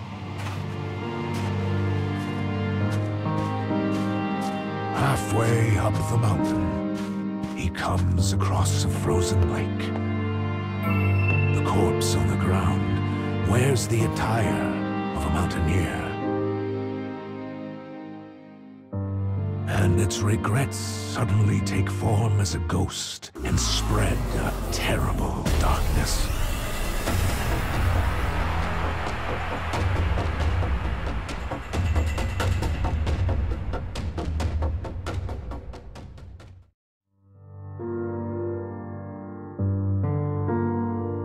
He sees a note on the ground next to the body. It is an apology to the mountaineer's family. It spells out his regret at ever attempting his climb. The note is written in a cramped, unsteady hand. Perhaps it is due to cold, perhaps to grief.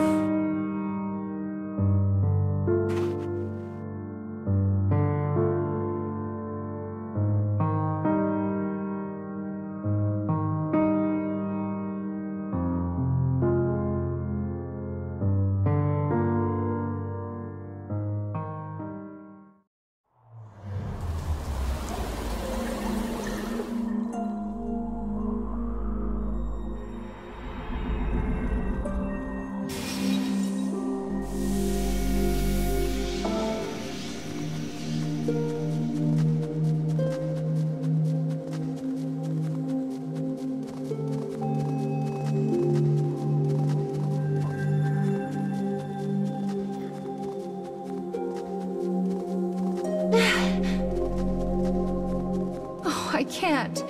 I know I promised to be quiet, but I just can't.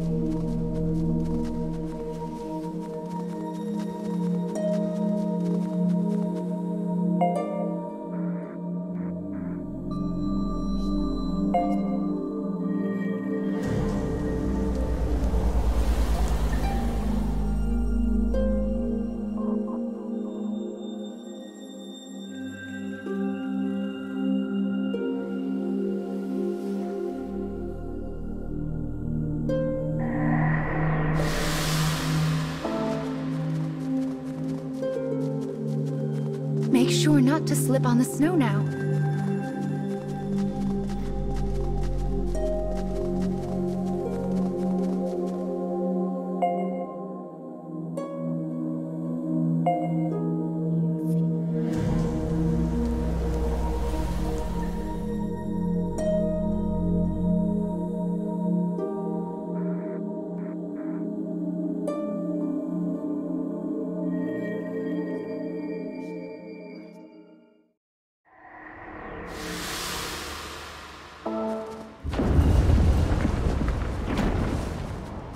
This is turning into a proper blizzard. We should hurry.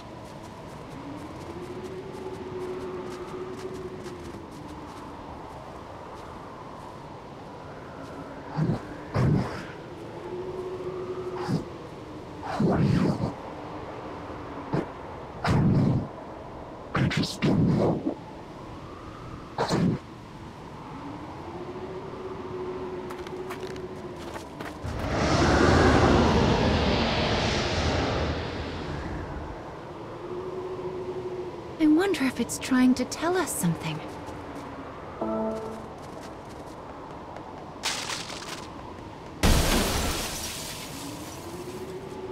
My, but that was close. Be sure to take it slowly and watch your step, okay? I see another scarecrow. That's the third one. Let's get this done.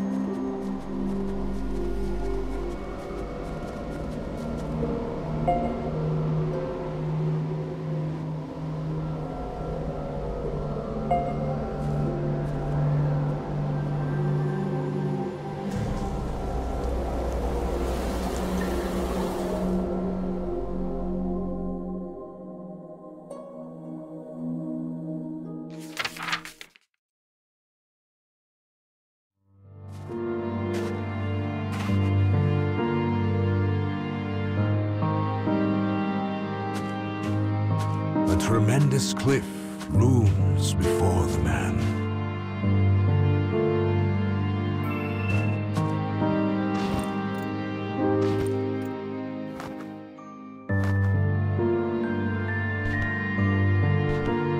If he can conquer this, the mountain will be his.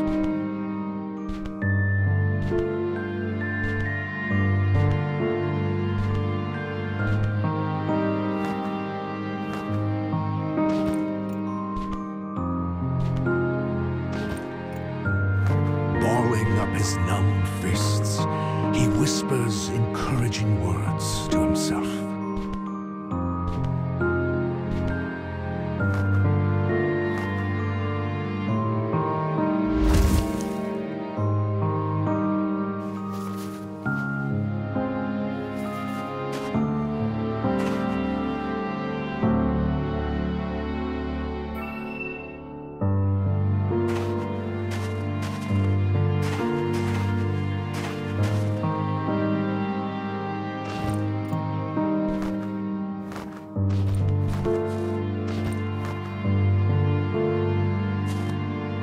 His frozen body threatens to rebel, he finally reaches the summit. And though the mountain has supposedly never been climbed, he finds a ruined shrine.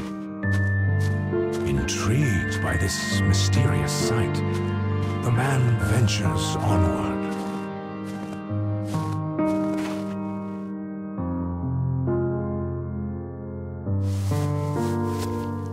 When he enters the shrine, he finds something impossible. His wife.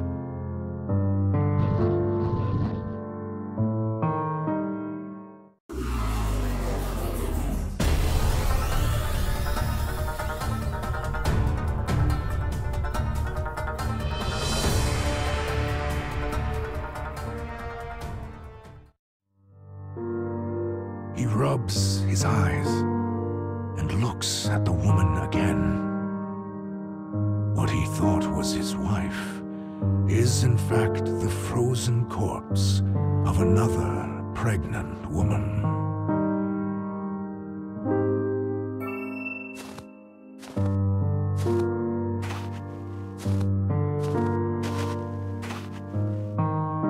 The corpse grips a clunky good luck charm in one frozen hand.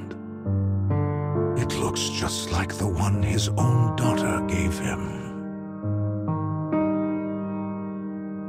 Enough. Time to go. The hallucination solidifies his resolution to return home to his family.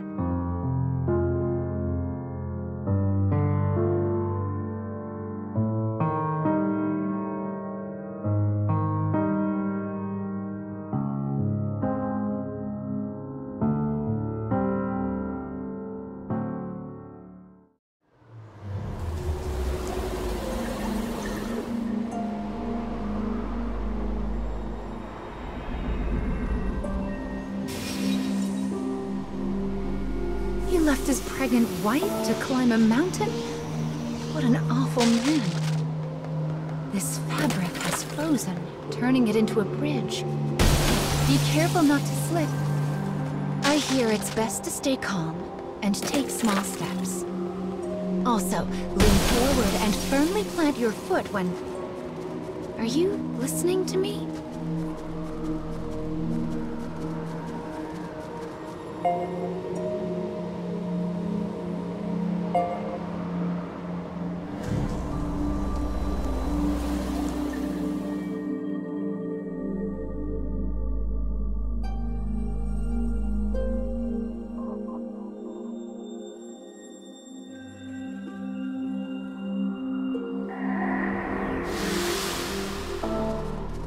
The blizzard has calmed somewhat, hasn't it?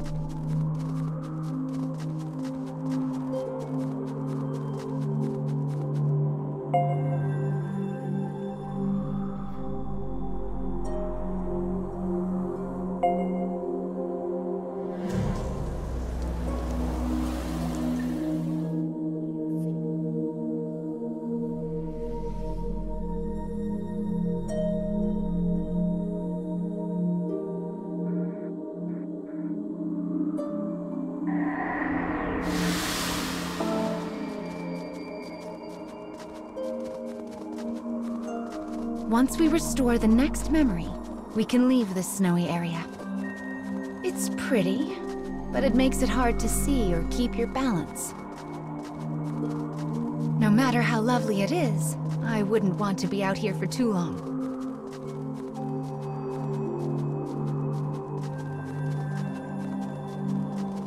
Oh dear, it's a ramp. Will we be all right?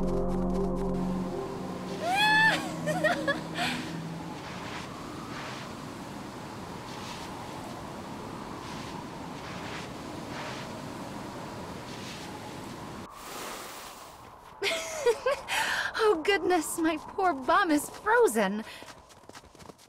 Still, that was great fun. Perhaps we'll come back here sometime.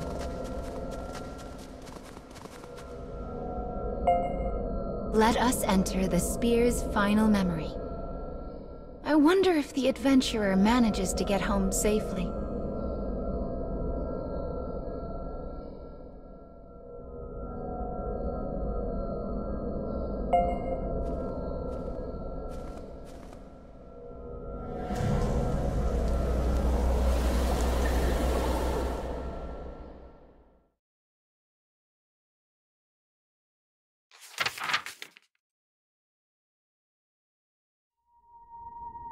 A lonely house, illuminated by a dim light, sits in a forest of deep snow.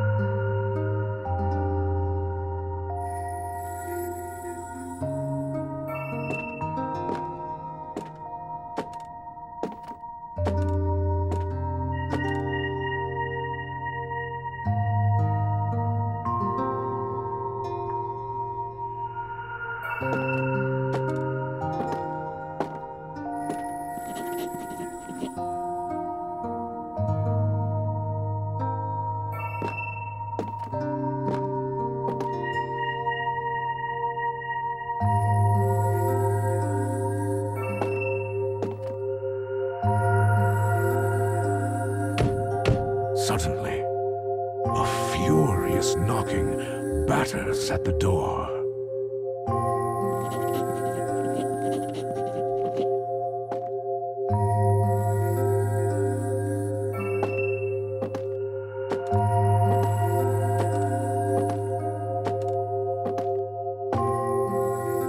The door flies open to reveal an aberration that looks strangely like the girl's father.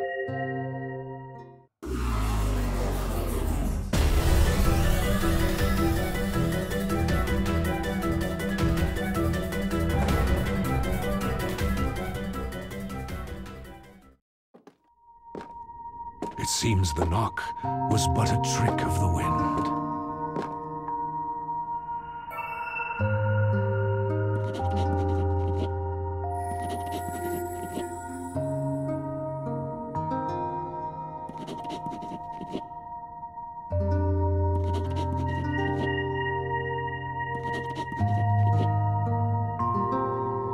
The woman presses against her swollen stomach and collapses to the ground. New life is about to be brought into the world.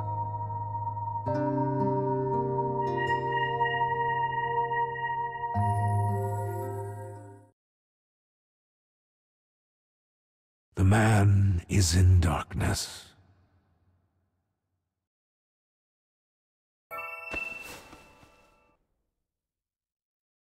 Pain courses through a body that struggles to follow the orders of its mind.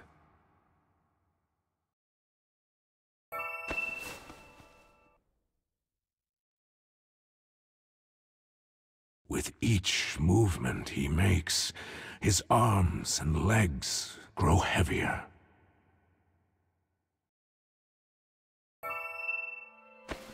As the cold sets into his bones, he comes to a sudden realization. Ah, I see. I am already gone. He fumbles frozen, unfeeling fingers into his pocket one last time. The charm from his daughter still retains a tiny coal of warmth.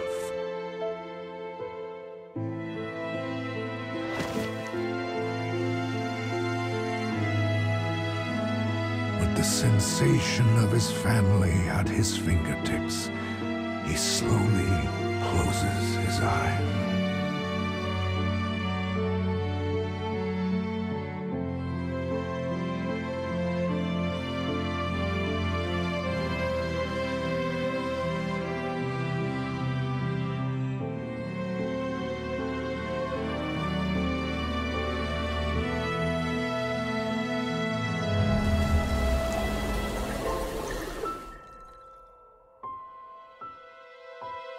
His family was an illusion. No matter how strong we are, we cannot live alone. That man's story was so terribly sad.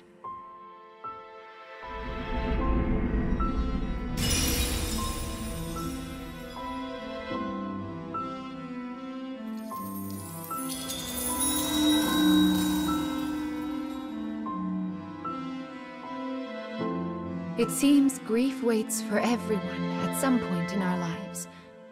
Yet there are times we have no choice but to keep moving forward. That's why you've come all this way, isn't it?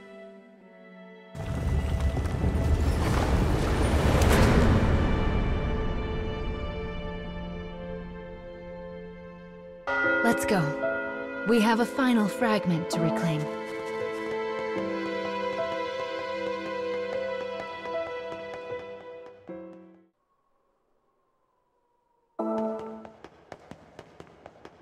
This is the final stop on your journey. The time has come to restore the final memory.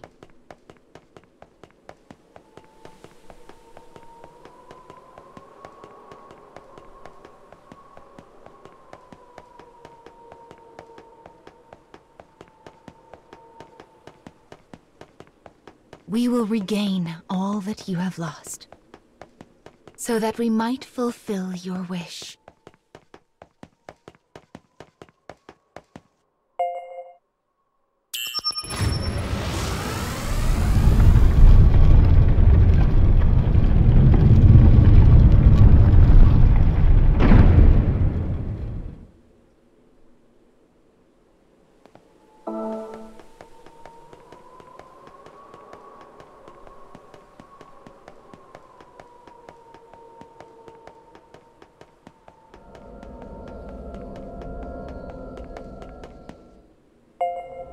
Your memories are engraved in this scarecrow. Let us begin.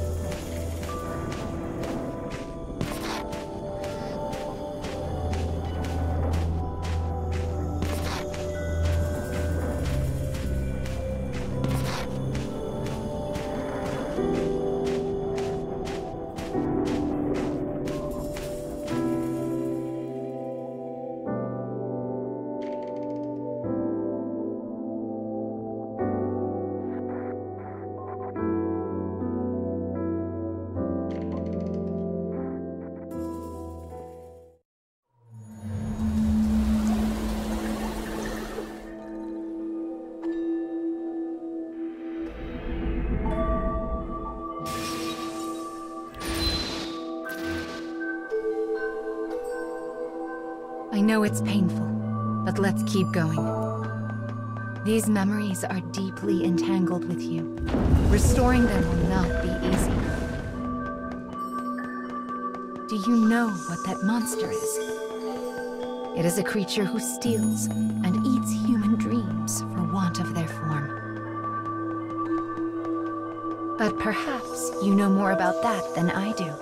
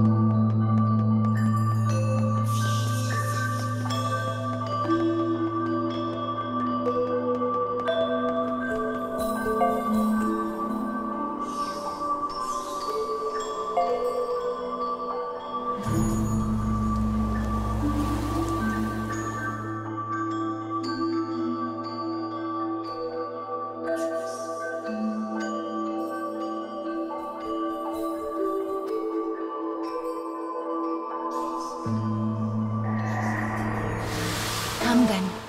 Let us search for the next scarecrow and memory. Do you remember how to use this terminal?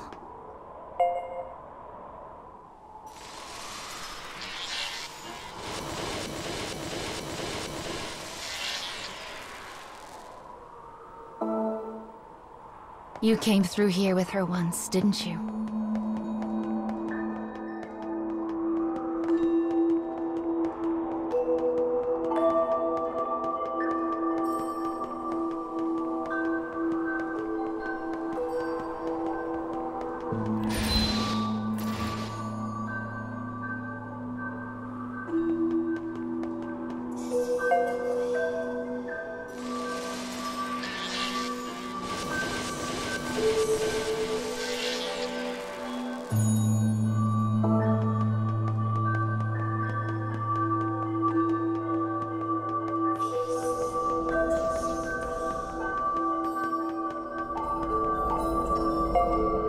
This is the second memory.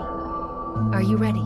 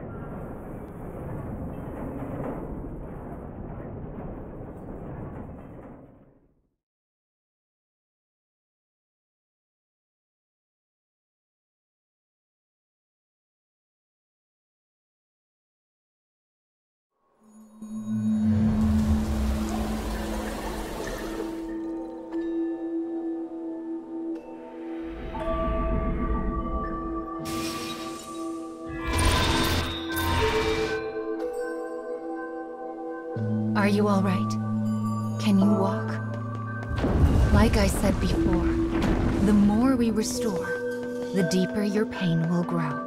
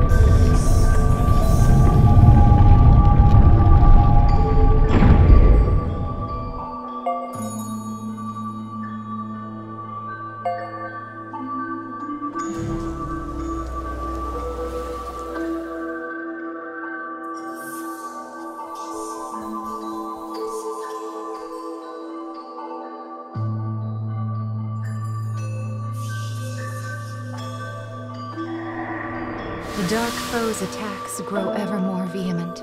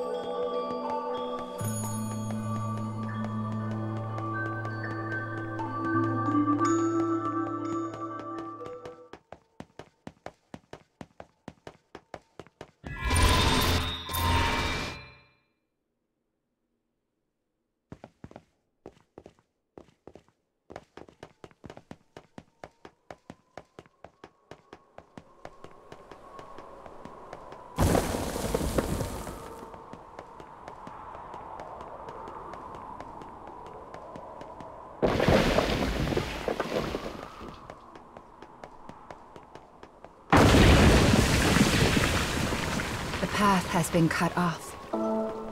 Though even if the path was there, there's no going back.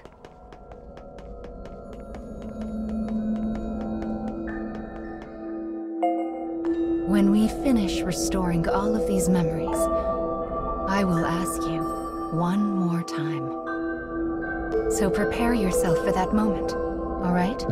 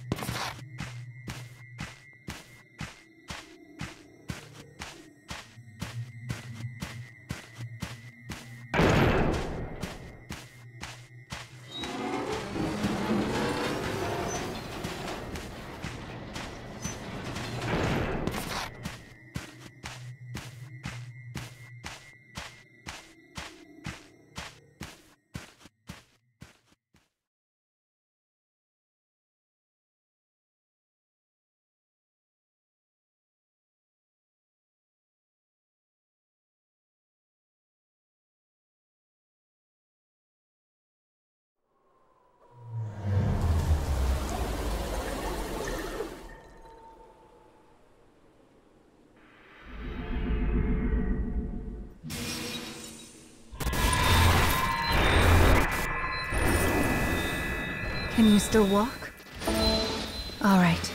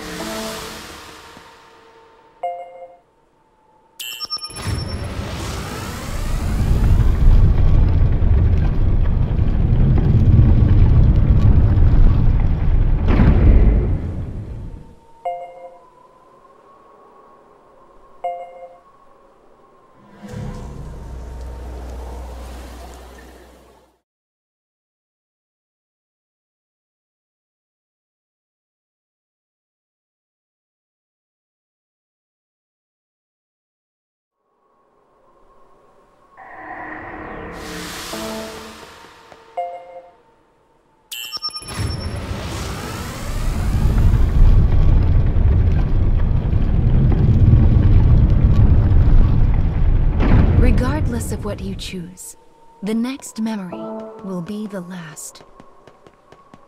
Let's get a move on.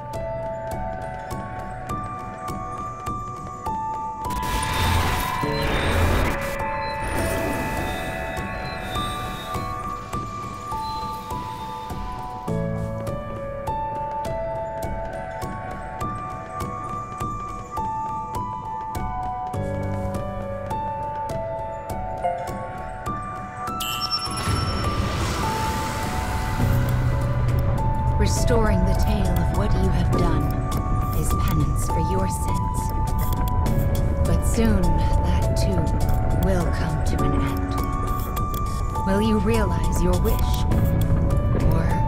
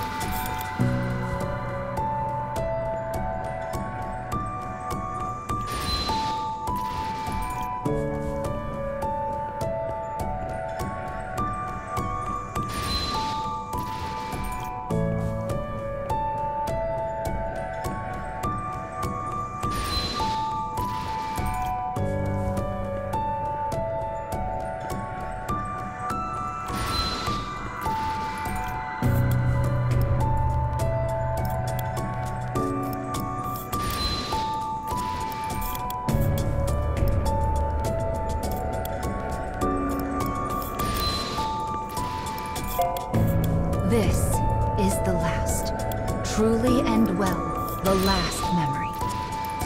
The moment you complete this restoration, you will regain all you have lost.